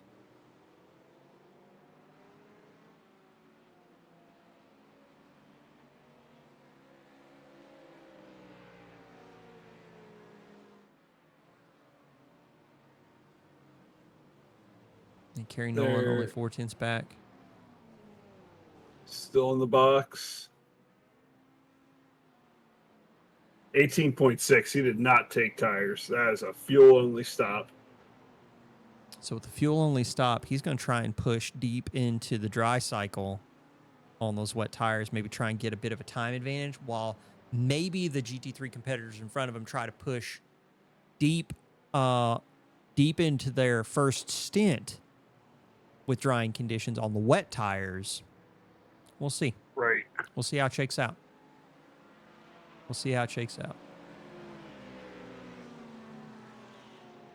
I know for my decision making, I usually have a little wetness indicator on my DDU that tells me if it's wet or dry or track conditions. So once that drops between a 2 out of 7, look at this nonsense going on.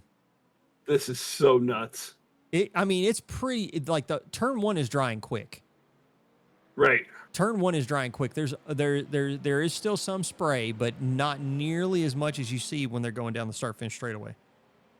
We're down to a 4 out of 7 from a 5 out of 7.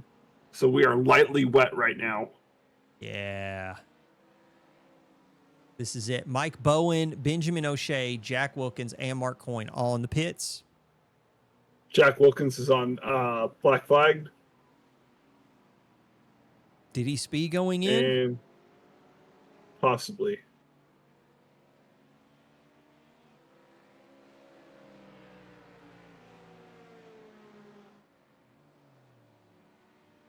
This race between Newman and Kerry Nolan. Are you kidding me? He's passing Tommy that's Kogan Austin right Green. now. Retro Coffin is working on Tommy Kogan right now with no bumper. Retro man. That guy will drive a VW Beetle. Doesn't matter how many body panels have fallen off of it.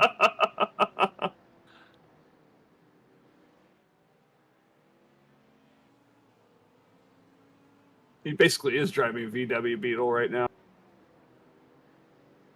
Excuse me. The murder Beetle. Excuse me. A VW Beetle Turbo. Very fast. It's got that vroom vroom in it. So Kyle Potter exiting the start finish straightaway, not far from catching back up to this train that's lining up into turn 1. Retro Coffin right behind Tommy Kogan. Nathaniel Redmond going to try not to get caught up in some nonsense with the GT3s as they are going to be navigating around him on the exit of turn 2. He's got a 40-second lead on Jake Hewitt right now, so he has so much time to be cautious. Man, your overlay says that much. I count 8 seconds. I'm really hoping that it's not 40 because, man, you are correct. Nathaniel Redmond would be in another universe right now. Like Nathaniel Redmond is already at round 7. He's already racing at Barber. It's already over, folks. You're cooked. So I can't math right now. Apparently, again, no, Ohio education. I mean, that's fine. That's fine. That's fine. And these GT3s are just mixing it up so much right now. I know we've been focusing on a lot of the GT3s right now, folks, but they are the category that is producing the most racing right now in these conditions. I suspect as the track starts to dry, though, we will get to some more interesting outcomes. But we shall see. Ethan Hamlet is in the 47s right now. Whew, it's getting drier. Ethan Hamlet is using this time to his advantage and is extending at 5.5 second lead on Nick Alvarado, who's currently in second. Let's look. Sean Sullivan. He's currently behind Austin Green. Currently sitting in 5th. Kerry Nolan has kind of streaked off into the distance. The 44 Mustang. Chris is currently in 3rd. I'm sure you'd be happy to hear that, Mr. Chris Turner.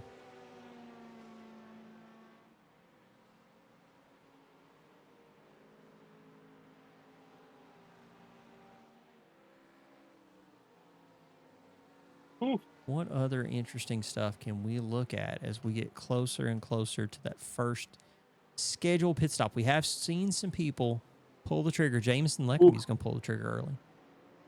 Retro Coffin is working on Sean Sullivan now. Ooh, we need somebody else who's working on some stuff right now. Henry Garcia is working on Tyler Torville right now. These two, again, like we've seen multiple weeks where these two are just going toe-to-toe, and we got some LMP3s mixing in. And Jaden Ledbetter's in the background, ladies and gentlemen. Pray for them.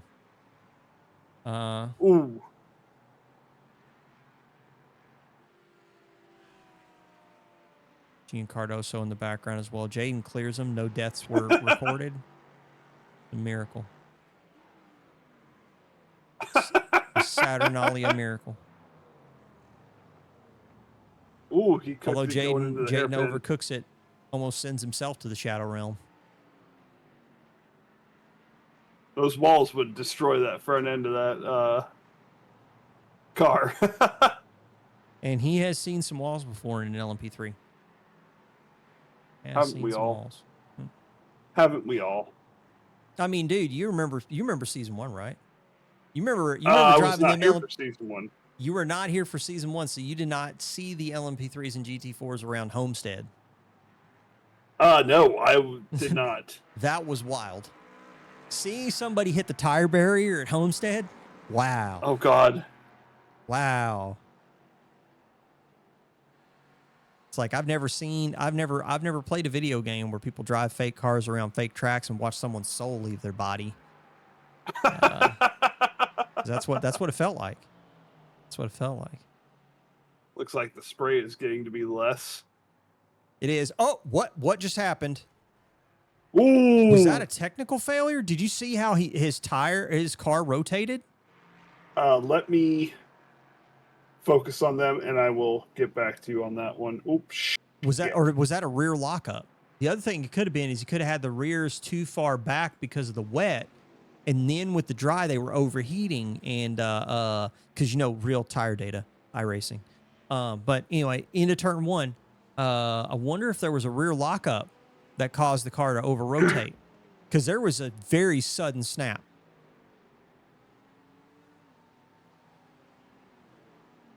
Chris will tell us what it was. So I suspect Torville comes to the outside, and yeah, that was just a lockup on his part and sent it right into it. So rear lockup, unfortunate. We're in that transition period, ladies and gentlemen, and not a lot of people have decided to take the pit early. So it's going to be very interesting to see how this field shakes out. Just looking at the lap times right now, Nick Alvarado is really starting to put down some competitive times. 47.77 last lap. That is less. That is what is that? 1.1.5 tenths to Ethan Hamlin's fastest lap. So Nick Alvarado is starting to cook, ladies and gentlemen. We are Ethan going to have some competition there. We are so back with some competitive racing in GT3. Some more GT4 traffic to navigate. Skill issue problem. Yep. How is Retro Coffin keeping it on the track with no front end? I mean, here's the thing. It's probably way more aerodynamic now. Fair. It's just basically a giant air inlet. The whole front of his car is basically a brake duct now.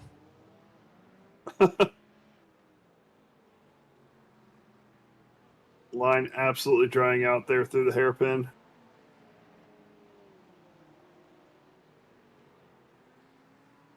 Ooh, on the inside as they get ready to go into 15.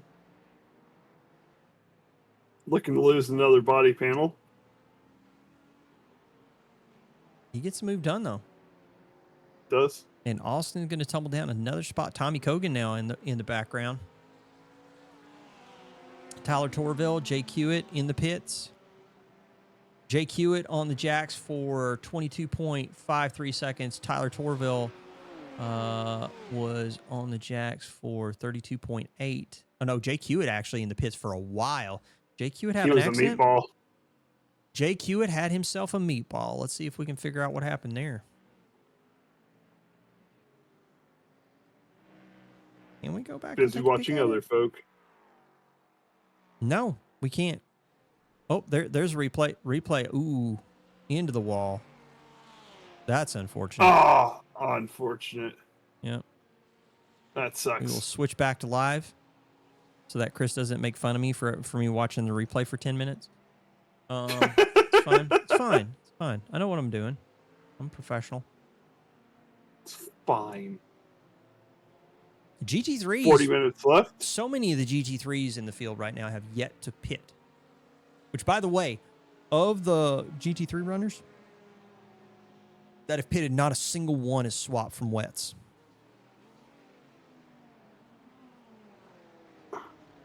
I get it. I'll be right there, too. We got to be getting close. Got to be getting close to that cutover point. We got to be getting close. I'm looking at the lap times. 47s for Ethan last lap. 47.9 last lap. Where are the LMP3s relative to the field? LMP3s right now are pumping in 50s. Yeah, 150.28. What's that? 150.59, 150.85. So they're getting close. They're not there yet, though. No, they are not. No, they are not.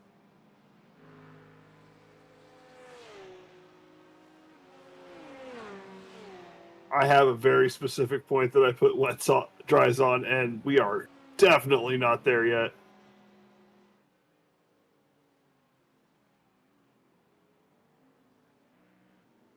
What is Garcia wearing? Garcia is also still on wets. Yeah. So once the track dries out a little bit more, he's going to have to pit again. Yeah, I agree with Chris. It's still at lightly wet. We still have one more drop in condition to put dries on. Yeah. Yeah, It's fine. I mean, LMP3's yeah, go for it. LMP3's still in the 150s most of the time, so Yeah. I don't think we're close enough yet for that. Still waiting to see if we get some of those GT3 and the front runners in LMP3 to pull the trigger on some pit stops. Think about it. We've had rain for half an hour so far, and those GT3s are using so much less fuel. They're going to push these wet tires and the fuel as far as they can before they come in. Yeah, Ethan Hamlet going in. Oh, Ethan Hamlet pulling the trigger.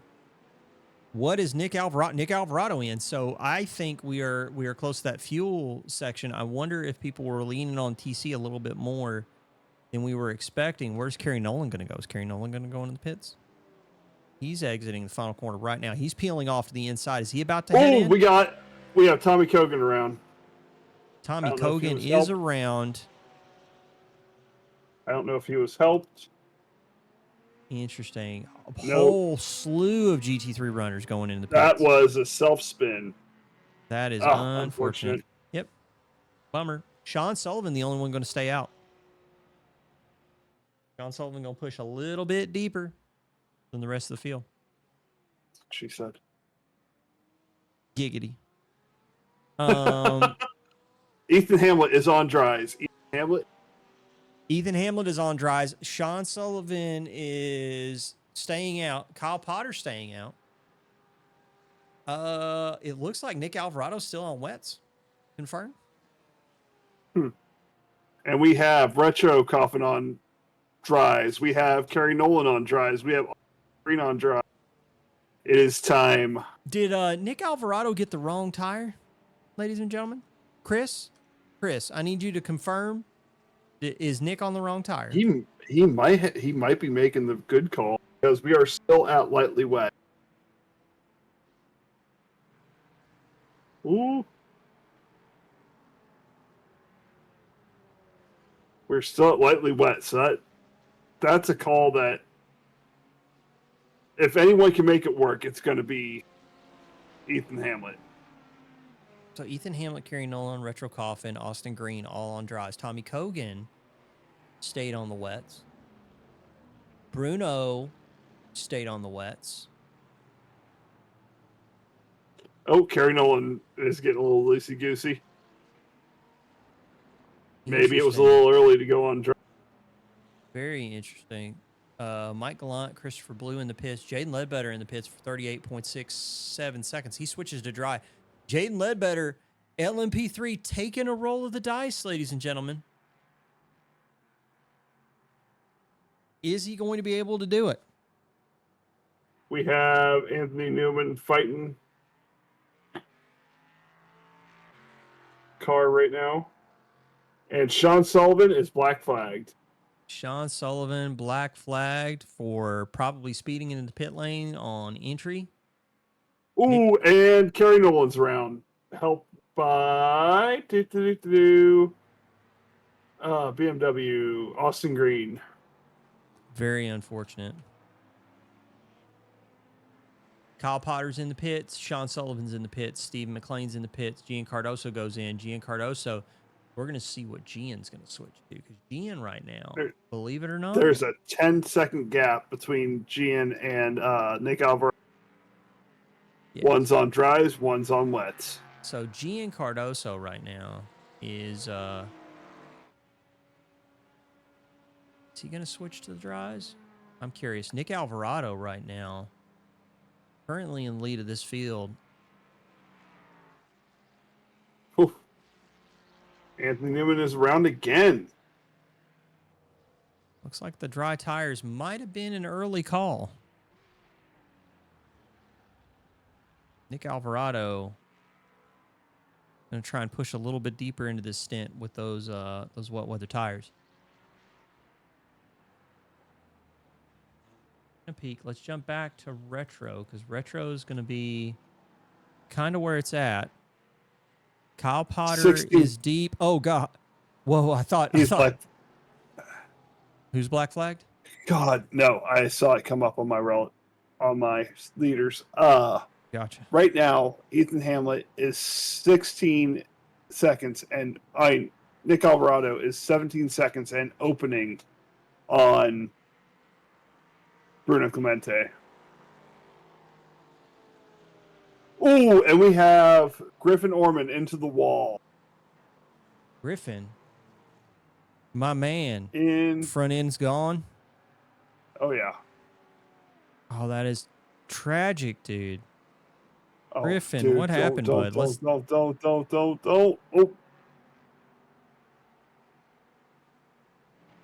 self spin 300R. Oh, and then the front end goes. Man, William Lewis with the quick hands. He's gonna need some new pants after that one. Good lord. William Lewis, man, with the quick hands, making it work. Mike Lively currently in 6th overall, chasing down Mike Bowman. Nick Alvarado on the wet weather tires might have pulled the big brain play.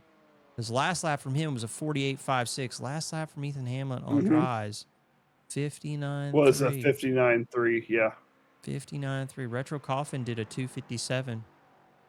Austin Green did a 254. I don't think they've crossed the line. Oh, and we yet. got Kyle Potter into the wall. No. Coming out of last turn. He put dry tires on, and he is into the wall. I think dry tires were not the call. Maybe there's just way too much water pooled still, even with the drying conditions. Either way, it seems pretty wild right now. We're gonna let iRacing just roam around for a little bit. Ethan Hamlet trying to move through this GT4 traffic on the slicks. Not one. There's one GT4 on dries, and that's Christopher Blue. Where's he at right now? He's currently 28. He is behind second Corey from last. Lobner, and well, he's second in the GT4 AMs right now. So Fair, Dave Lively. So there's only 3 AMs running right now. interesting. Okay. Nick Alvarado continuing to set 49s. 49.38 last lap. Bruno Clemente 49.88. Ethan Hamlet 56.83. That is a big deal. Oh, we got the same thing going on in the LMP3 because Jade Ledbetter's doing 203s while Mike Bowen is doing 149.9s. Yeah. Yeah, the dry tires were not the pick. People getting caught out. People getting caught out in a big way here at round number 6. Fuji Speedway. We are in the midst of our feature race here at round number 6. Thank you all for joining the show. If you're interested at all in being part of the Track Limits action or just getting to know the people that are in the community, be sure and check us out on Discord, !Discord, and chat will get you the link. We do still have 2 rounds that are left. If you are interested in taking up any of the LMP3 or GT4 slots available, we do have Barber Motorsport Park coming to you on the 23rd of August. That'll be a 70-minute feature race. And then the series finale, August 30th, Indianapolis Motor Speedway road course for 100 minutes to close. Thank goodness that is not Chicago weekend. A handful of people are going to the Sim Expo in Chicago the weekend after Labor Day. The Sim Expo is going to be at Chicago. That would be very interesting to go to. You might even get to You might even get to meet me there, only you won't get to meet me there. And even if I was there, you probably wouldn't even notice me because I'm just like a very small Arkansas redneck. So I get you. That's going to be a great show. I'm excited. Good stuff. So if you are looking for Wookiee OH at the Sim Expo, Talk about it in the Discord server, !Discord. If I meet you there, will you take your shirt off? I mean, that's the thing. It's an Arkansas thing. What has to happen first is I have to be encouraged to fight, and then I take my shirt off because that's how you do it in the South. Off? No. In the South, like if you're at a Little League ball game and you argue with a call with the umpire, you need to take your shirt off. That's how it works. I don't make the rules. That's just how it works. They're kids. Let them play. This is serious. This is serious stuff. Man, this broadcast is going to be one for the ages. Jaden is going to have a field day with us later. It's going to be fun. Michael Lively and Scott Fleming are going at it, coming through. What I was looking at 7 and 8 is Mike Gallant over here, and is that Andrew Matias duking it out in GT4 Pro for 4th and 5th right now. And they got Mike Bowen bearing down 10 seconds ahead of Scott Fleming. He's going to have to figure out how to navigate this battle when these guys are fighting for position.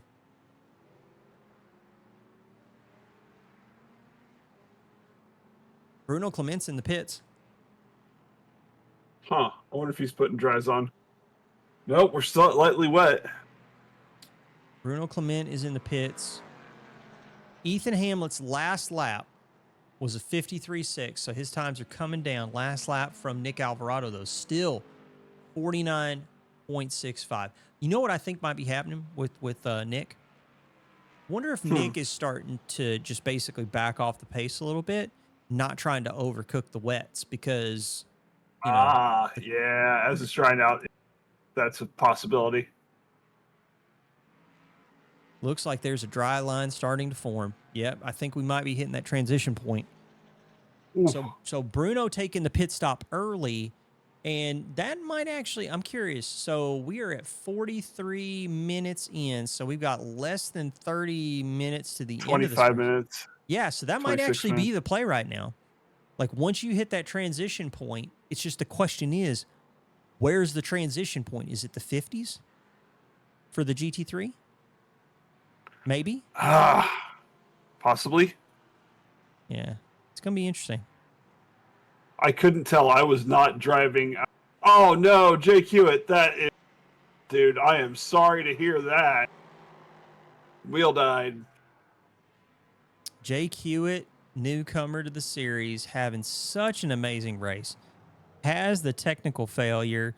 It happens, man. F's in chat for Jake, but man, you were putting on a really good show there, man. For a first run, hope you can get the wheels sorted out, man, and be with us at Barber Motorsport Park. I'm thinking it's going to be a good race. It's another very demanding road course. So if you're bringing your technical prowess over to Barber Motorsport Park for round 7, I think you'll be able to mix it up in the GT4 field. You were giving GT4 Pros a run for the money. Right. It looks like Ethan's starting to close in on Nick Alvarado. The lead is it's widened back out to 32 seconds. 36.7 seconds. Here's the thing. You know what Nick is basically built out in front of him right now? At least if he were to pit right now, he's almost got a pit stop delta. Right. Not a pit stop delta, like the pit, like the time on jacks, because the full pit lane travel is going to be more than 55 seconds. Right. But if he can continue to hold this gap on Ethan Hamlet, maybe build it out a little bit more. Do you see? Whoa, LMP3's moving very close to Tyler Torville, who was upgraded to 3rd with Hewitt getting bumped out with the technical failure. Christopher Blue's starting to put in personal best, 59s for Christopher Blue. We've got Mark Coyne, the hardest working man in sim racing, as he's chasing down one of the GT3s. This might be our inflection point right here. If an LMP3 passes the GT3 car, does that count? Does that count? I wonder. I was reading chat. I missed all that. No, you're fine. You're good, man. You're good. Yeah, Chris, I agree. It is still too wet to stay on. It is still wet enough to stay on wets, and there's a little bit of a dry line form, not enough to make a difference right now. But Nick has dropped off a second, 3 seconds. Ooh, we got Benjamin O'Shea off after 300. 300R claiming souls. I mean, he's at a 50.2. So he's like a little bit slower than he was. He was running 49s for quite a while. So he's not that far off, but Ethan Hamlet is now in the 51. So it is close to that transition point. I think if Nick is going to saving fuel. Maybe, but if Nick is going to pull the trigger, I think he's going to have to do it soon. I don't think he can really wait much longer. We got Newman off. I'm going to watch in the last turn here as he's getting ready to go into the penultimate corner before Panasonic, and let's see if he decides to peel off and get into the pits and get on those dry tires. I mean, personally, I would ride the wets out, see how long I can make them last. If I can save that much gas and still have the lead, yeah, I'm making the tires I have work. He's doing it. He's going to stay out. Yep. Going to stay out. We're going to see what he gets when he comes across the line. He did run into some traffic, 51.01. So now Nick's going to have to hang on. Nick is really going to have to hang on, I think. I think with the way things are going right now, he might be a little boxed in. 37.4 seconds, so not really enough for pit lane travel. And I think he's going to have to stop for tire. If he stops, I think he is going to have to change tires this time. So we're talking more than 21 seconds in the box. Well, maybe not, because he's not going to take the same amount of fuel, right? So it could be interesting. But that's where we are right now, folks. We're waiting to see what is Nick going to do. Retro Coffin has a shiny new bumper on the Coral Cove. And he's currently stuck behind Jameson Leckenby as Austin Green is floating around in the background, and both of them going to move on the inside line in the penultimate corner and exiting in the final corner now, although Austin goes a little bit deep, so that's going to give Retro Coffin a little bit breathing room. Yeah, say after Retro Coffin had that mishap earlier, he has had a hell of a drive to get back to the front. Talking about somebody who caught someone napping. Bruno Clemente caught Austin Green napping in that battle with the Coral Cove Porsche. But Austin Green battling back into turn one. He's on the inside line, getting ready to go into turn one, under braking. Little bit of a twitch. They both keep going in the same direction, though. Keep going in the same direction. So 51.01 for Nick Alvarado, a 50.04 for Ethan Hamlet last lap. Oh, Michael Lively is with a black flag right now. Yep, so we do have some black flags out on track. That is really unfortunate. Not the kind of black flags that Jaden Ledbetter likes to throw, but definitely something that they're going to have to deal with or take the DQ. Probably for pit lane speeding, if I had to guess. But yeah, so Nick currently at a 50.59 last lap, so did manage to shave a little bit more time off.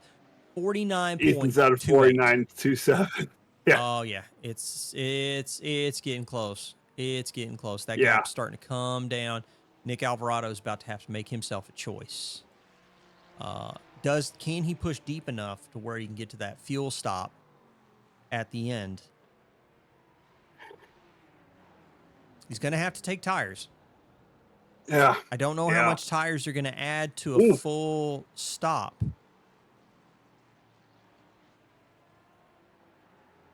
Are they good on fuel? That's a good question. I don't know. They stopped on lap 18. Right. So, I mean, they were not, if I remember correctly, we were not 30 minutes in. No. When they stopped the first time. Or no, they stopped way later. They stopped closer, so it was like 32 minutes. Right. He's on Ooh, lap the 18 on 85 this. just went into the wall. Oh, Steve McLean 85. just went into the wall on corner exit.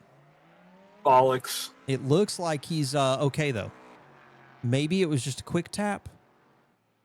Nothing significant, I hope. He's had a hard time since he's... Ooh, Michael Lively's around. Michael Lively is around. Talking about the Michaels. Turn 1. Mr. Bowman is currently a minute and 18 ahead of Scott Fleming. So, ooh, damn, Kyle Potter's around. Man, the tires are starting to fall away from these guys pretty quick. But Mike Bowen currently on the wets, lapping at a 148. So they're starting to lap. The LMP3s on the wet tires are starting to lap faster than the GT3s on wets. Mike Bowen has already found himself up into 4th overall. He's past Retro Coffin. He's catching Tommy Cogan at a pretty decent clip. We're looking right now. Jameson Leckenby's in the pits. Kyle Potter's in the pits. Yeah, we got Jack. Absolute. Go ahead. Oh, go ahead. No, you're fine. Sorry. I'm just looking right now because Tommy Cogan, he's currently dealing with these LMP3s all around him. Retro Coffin, he's tumbling down. He's actually in a battle with Sean Sullivan right now as they go down the start-finish straight. None of these GT3s are going to be peeling off into the pits. They're lapping at 149s now. Nick Alvarado's last lap was a 50.66. Ethan Hamlin was a 48.67. The gap now is down to 31 seconds.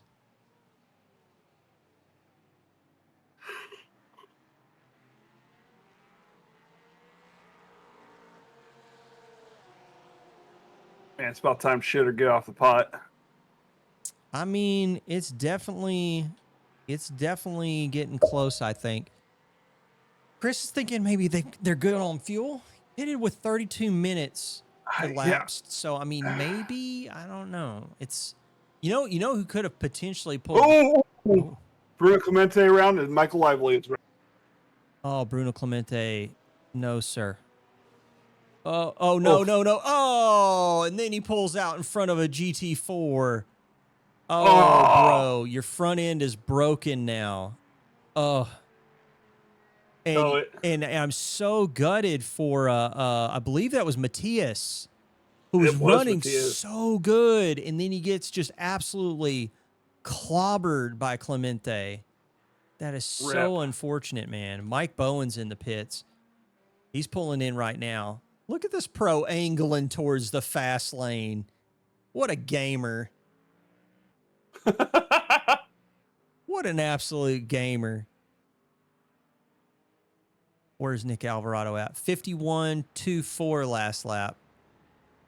And Ethan was at a 46.7. And it's starting to really cut into that time.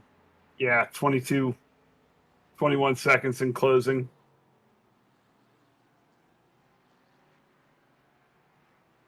Oh, Nick's feeling it. I bet he is. I bet he's driving around on some greasy wets right now. Mm-hmm. They're getting hot. Yeah. And look at him too. He's like, you know what? I don't need to. Staying out. I don't need to get off the dry line.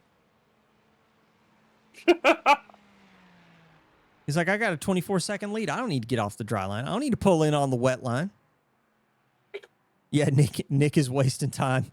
I mean, I that's the thing, man. I mean, he was still like strong there at the start of the stint. And I was like, okay, you built your gap up. You got almost 38 seconds. Why not pit? Because Ethan's lapping at a 45 now. 45.39. So let's do that. Let's do that math right now. What is that? That's a 6-second delta? That lead's going to absolutely disappear. Yeah. Yeah, at a 6-second delta, he's got less than 4 laps before Ethan catches him. So even if he is good on fuel, he's got less than 4 laps. We're at 56 minutes. So that is going to be 8 minutes. I mean, it's close. Close. He's cutting it close. He better have the fuel. If he doesn't have the fuel, he's cooked. Right. He 13 minutes left to go. Yeah, If if he does not have the fuel, he is cooked. That is a fact. But we shall see. And be sure to let me know in chat on how wrong I got the call. Like, I'm totally okay with being wrong. I'm wrong most of the time. Fine. That's why they keep me in the box. I'm a professional. Tommy Kogan's in the pits. Yeah, Tommy Kogan in the pits. We're just looking around right now because we're waiting to see, is Nick just committed to the bit? I think so. I think the answer to that question is yes. Tommy Kogan and the Coral Cove Porsche of Retro Coffin. Bruno Clemente is back out on track. Although he's going to be down. He has black flag. He has a black flag right now. Man, that was so unfortunate for Matthias, man. I really feel for him, man. He was the big loser in that situation. Yeah, of no fault of his own. Right. No fault of his own. Very unfortunate, man. Very unfortunate. Oh, lights are going off on the cars. My internet may is have very lightly wet. Ooh, my internet just bumped for a brief moment. Hopefully everybody's still with me. We got 12 minutes. Hold it together. Hopefully people can still see the stream. My internet just bumped just for the ever so slightest moment. And Nick, as if held up by trap. Now that was a light tap for him, but probably wasn't what he was looking for in terms of like, I need to hang on to this lead, guys. That's unfortunate. We got a GT3 on the grass. Sean Sullivan. Sean Sullivan is taking over lawn care at Fuji. Agricultural Bruno driving. Clement is going to the pits. We've got an LMP3 going in the pits. We got a whole gaggle of cars going in the pits. O'Shea and Clemente are getting rid of their black flags. Interesting. Okay. All right. Last lap from Alvarado was a 50.9. Ethan Hamlet at a 45.8. And Alvarado has to hang on now. Like, I don't think he can really do anything at this point. I think he has to stay out to the end of the race. Jack Wilkins in 15th, 3 spots down from where he started, trying to chase down Jaden Ledbetter. And then we got Tyler Torville. He's locked in a battle with, you'll never guess, it's Henry Garcia.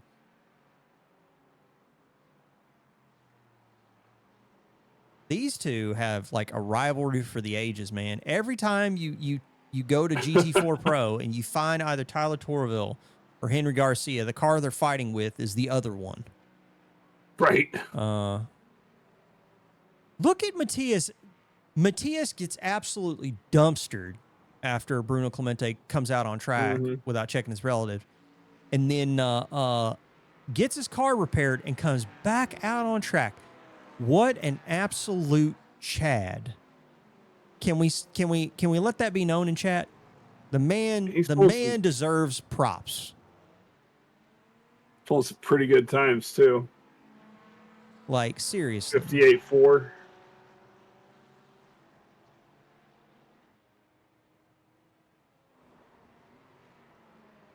Jack Wilkins has crashed. What happened to Jack?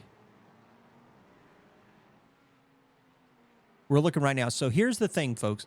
As far as the intervals go right now, there's really not a lot going on in terms of intervals. The only interval that we're actually kind of like locked on right now is really going to be, it's really going to be down to, so Jaden's actually looks like he might catch, no, he's not going to catch Mark Coyne. Anyway, half second gap. Not going to catch him this lap, but he's working it. Yeah. Kind of had to slow roll it through the corner. Benjamin O'Shea's in the pits. Nick Serving another Alvarado. black flag. Nick Alvarado is down to 7.4 seconds. Is the lead? Oof. Is the lead? Like, this man has to have the fuel on board. Has to. And does not pull off the drive line no matter what. Look at him. He's just in the middle of the dry line on wet tires. The thing is, man, if he hangs on to this would be legendary for Nick. Like, no kidding. Right. Like, I would be hats off, like, straight up Wayne's World, we're not worthy, like 100%, because dang. Talk about a call. And then to hang on all the way to the end. But he has to hang on for another 7-8 minutes. Yeah. Yeah. And here's the other part too. Here's the other rub. We've even got the LMP3s catching him. Mike Bowman is gaining. He's running 43.5s to Ethan Hamlet right now. Right. And he's I'd say about half a lap away from Ethan. I mean, I don't know if he's going to catch Ethan to the end, but still. Corey Lobner over here in pro, pretty far off of Michael Gallant. Oh, Kogan's around. Oh. Benjamin O'Shea's in the pits. Henry Garcia's in the pits. Everybody's pitting now. Mark Coyne's not pitting. Mark Coyne's like, I already got my dries. I'm fine. Nathaniel Redmond currently in the lead. And Henry Garcia's in the pits. Oh, no. Oh. I thought Tommy Kogan just spun out right in front of Ethan. I thought he was going to take him out. Oh, shit. Dude. Sorry. Nick Alvarado's times have come down. Nick Alvarado has been fuel saving on us, ladies and gentlemen. He just pulled a 48.01. That man has been fuel saving this man has been fuel saving his butt off. Oh, there goes for the lead. Oh, but Ethan catches him. Oh, Ethan manages to pull it out, and a 43.52 was the last lap for Ethan. Nick Alvarado pulled a 48.01. So Nick Alvarado tried to pull a fast one on the GT3 field. And here's the thing, ladies and gentlemen, I'm going to give you props for that one. Like, he committed to the bit, and I mean, he tried it. He tried it. He didn't want to flex on. He didn't want to swap off the strategy. He wanted to run it all the way to the end. The only thing I would say is that when you were at that 38-second delta and then you started seeing the gap come down, I mean, sure, pitting would have probably sacrificed position, but you'd have had fresher dries. I don't know, man. I don't know how I would have played that. But Ethan's got to survive now to the end. Ethan does take the lead of the race on lap 35. Or I actually think it was 34, but who's counting? Not me. Gian Cardoso, he's currently tracking at P3 in LMP3. He's trying to catch Mike Bowen, but he's pretty far back, 21 seconds. Jayden Ledbetter, 7 seconds back. Looking through the field, we really don't have a lot of close gaps. Not really. Nick just went through the hairpin. He cooked the hairpin. We're gonna do that. Henry Garcia spun on corner exit, pulls back out onto the racing line, but that's okay because I believe the LMP3 was that. That is new guy. Griffin. Griffin, yeah. Yeah, Griffin had plenty of time to navigate that situation, so but Henry Garcia spinning, that means the battle between him and Tyler Torville might be a little bit far off now. Yeah, Torville now has quite a good gap on Henry Garcia. With Nathaniel Redmond again putting on another clinic. 25 seconds is the gap between Redmond and Torville. Christopher Blue is at the lead of GT overall. Yeah, His wet tire, his dry tire call. Got it. yeah, that is wild stuff, man. That is absolutely wild stuff. This has been a crazy race. This has been an absolute crazy race from start to finish. 3 minutes to go on the clock. Indeed. Ethan working through back marker traffic.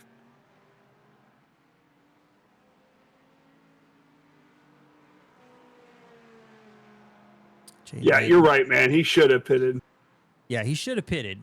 I think again, once he got that 38-second gap and he started seeing it drop to 37, I'd have dove into the pits because I don't think you have a shot in this current circumstance. I mean, he might not even have a shot to Austin Green. Austin Green is lapping at 43.5 right now. How far is Austin back from him?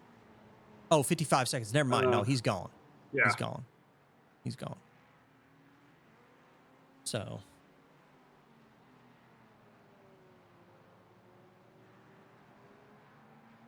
just a few more laps to go, and that'll be all she wrote. So yeah, so that's the question. That's the $6 million question, right? Do you, if you're Nick Alvarado and you got that 38-second gap, do you pit knowing that Ethan's going to pass you, but you're going to be able to still race Austin Green to the end? Because right now, what he's doing is he's hanging on to wet tires to the end of the race. Right. And he's going to finish ahead of Austin Green. But the thing is, if he'd have pit when he was for dries when the gap was starting to come down, would he have still finished ahead of Austin Green, but had a shot at Ethan Hamlin? Fair. I think that's going to be one of those questions that people are going to be asking. Either way, this was a good race. This is a really good race. A lot of good, interesting calls from strategy.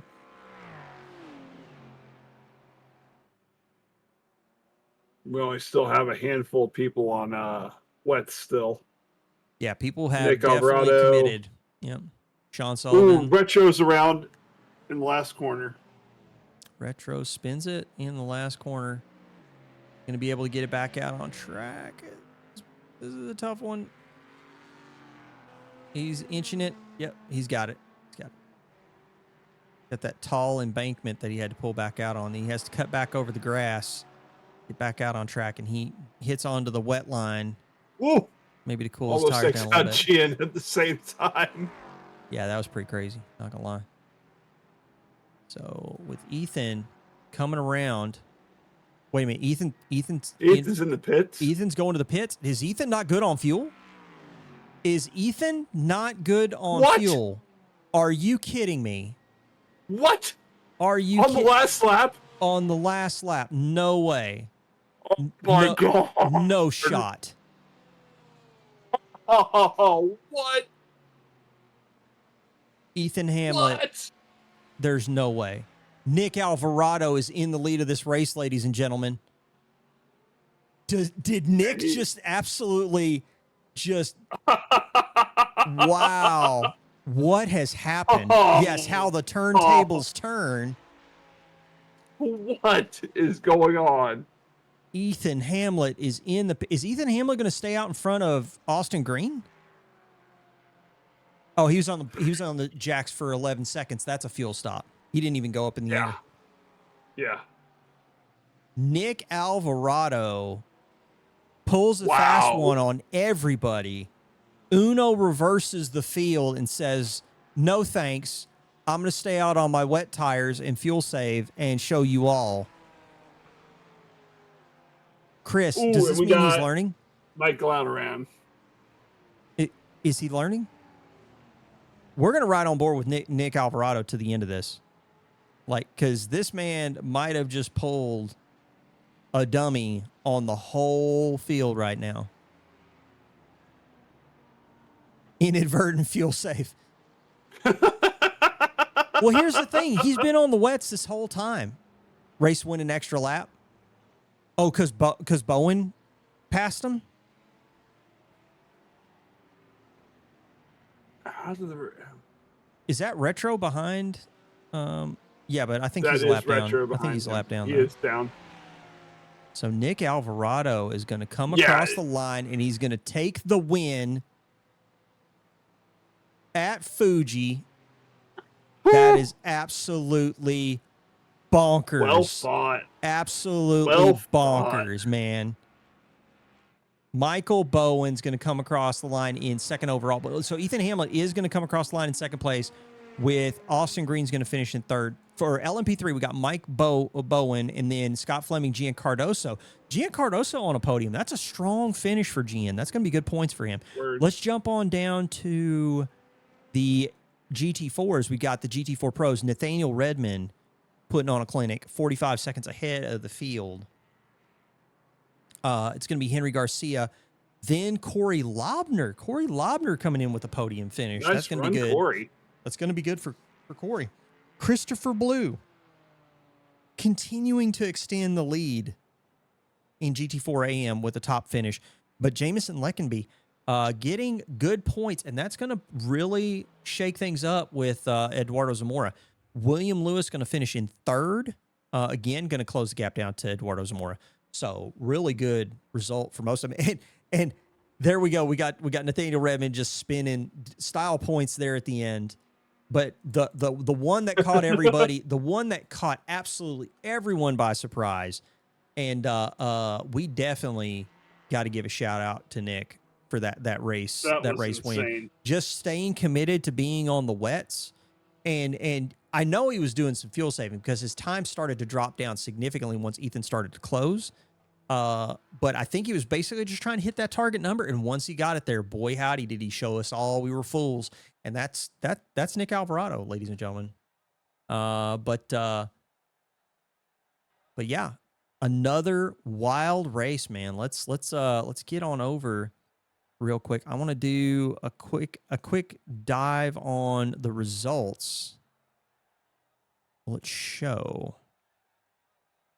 Let's see here. If not, I have them up on my screen. Hang on. It did the wrong thing. Let's try that again. One more time. We'll get it right. Nope. That's not it. All right. We're waiting for it to calculate. Oh, because it's finishing. That's why.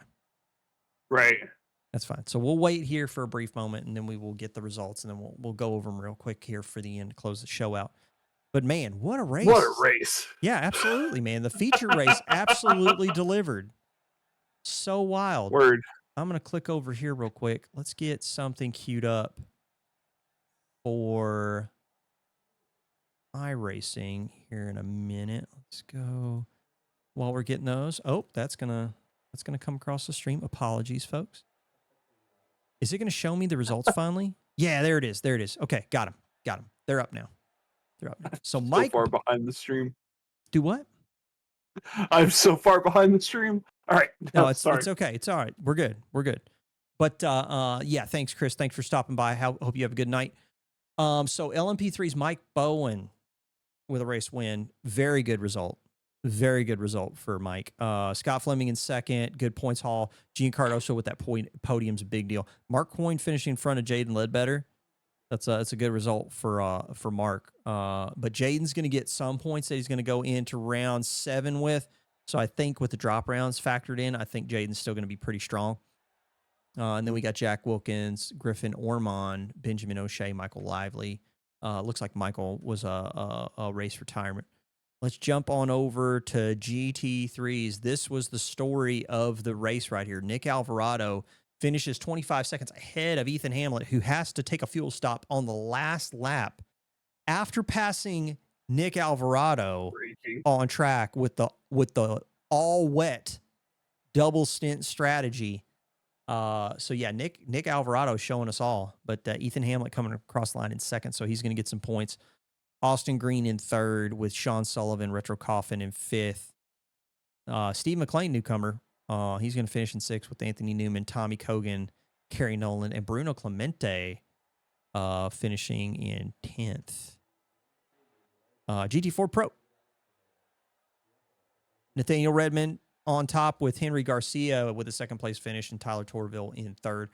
Corey Lobner in fourth with Michael Gallant and Andrew Matias with Jake Hewitt being a race retirement after getting absolutely clobbered in the race after a bad rejoin. GT4 AM. This one's going to be quick. Christopher Blue, Jameson Leckenby, William Lewis, and Dave Lively. With Christopher Blue continuing to extend his lead in GT4 AM. Great. Man, Logan, that was a race, dude. It was a race. That was good. That was a really race. good. It was really crazy, dude. It's got to be heartbreaking for Ethan, though, to get the lead with 4 laps to go and then lose it on the last lap. That's rough. Yeah, man. I don't know what to say. I really don't. I really don't know what to say because it was just that race was all over the place, and I think it was a pretty crazy experience from top to bottom, and I'm glad everybody that hung out with us tonight got to see it. We got 29 on board for the finish, so thank you all for being here with us here at the end. I think what we're going to do, though, we're going to close this one out. Don't forget, we do have round 7 Barber Motorsport Park coming to you, another 70 minutes. That's going to be August 23rd, and then we have the series finale on August 30th. 100 minutes at Indianapolis Raceway, where you can watch Retro Coffin transition into his final form. It's going to be an exciting show, and we hope to see you all there. If you want to be a part of the action at all, don't forget !Discord. Join up. Like I said, we got 2 more rounds. We're going to have some slots for GT4 LMP3s. Be sure and check them out. But that's going to be it for the show. What we're going to do is we're going to set you guys up with a raid to MX5 all day. Doing his thing as always in MX5s. But he's a cool dude. You should definitely go check him out. He's doing Rookie Madness at Alton Park. It should be a lot of fun. So, yeah, give him a shout out from Track Limits. And we will see you all again in come join. Easy to beat me in LMP3. Benjamin, I thought you did pretty good in your opener. You had some bad luck in the heat race, but the feature, it felt like it was coming together a little bit better. Hopefully you'll have a better result at Barber. But yeah, give MX5 all day a shout out from Track Limits. Again, August 23rd, we'll see you guys at Barber Motorsport Park. But from Track Limits Racing and the Sports Car Series, I'm Will Cakes. In the booth with me, as always, is Mr. Logan. Finn will hopefully be back with us for the next round, and we'll see you all then. Hope you guys have a good night. Have a great night.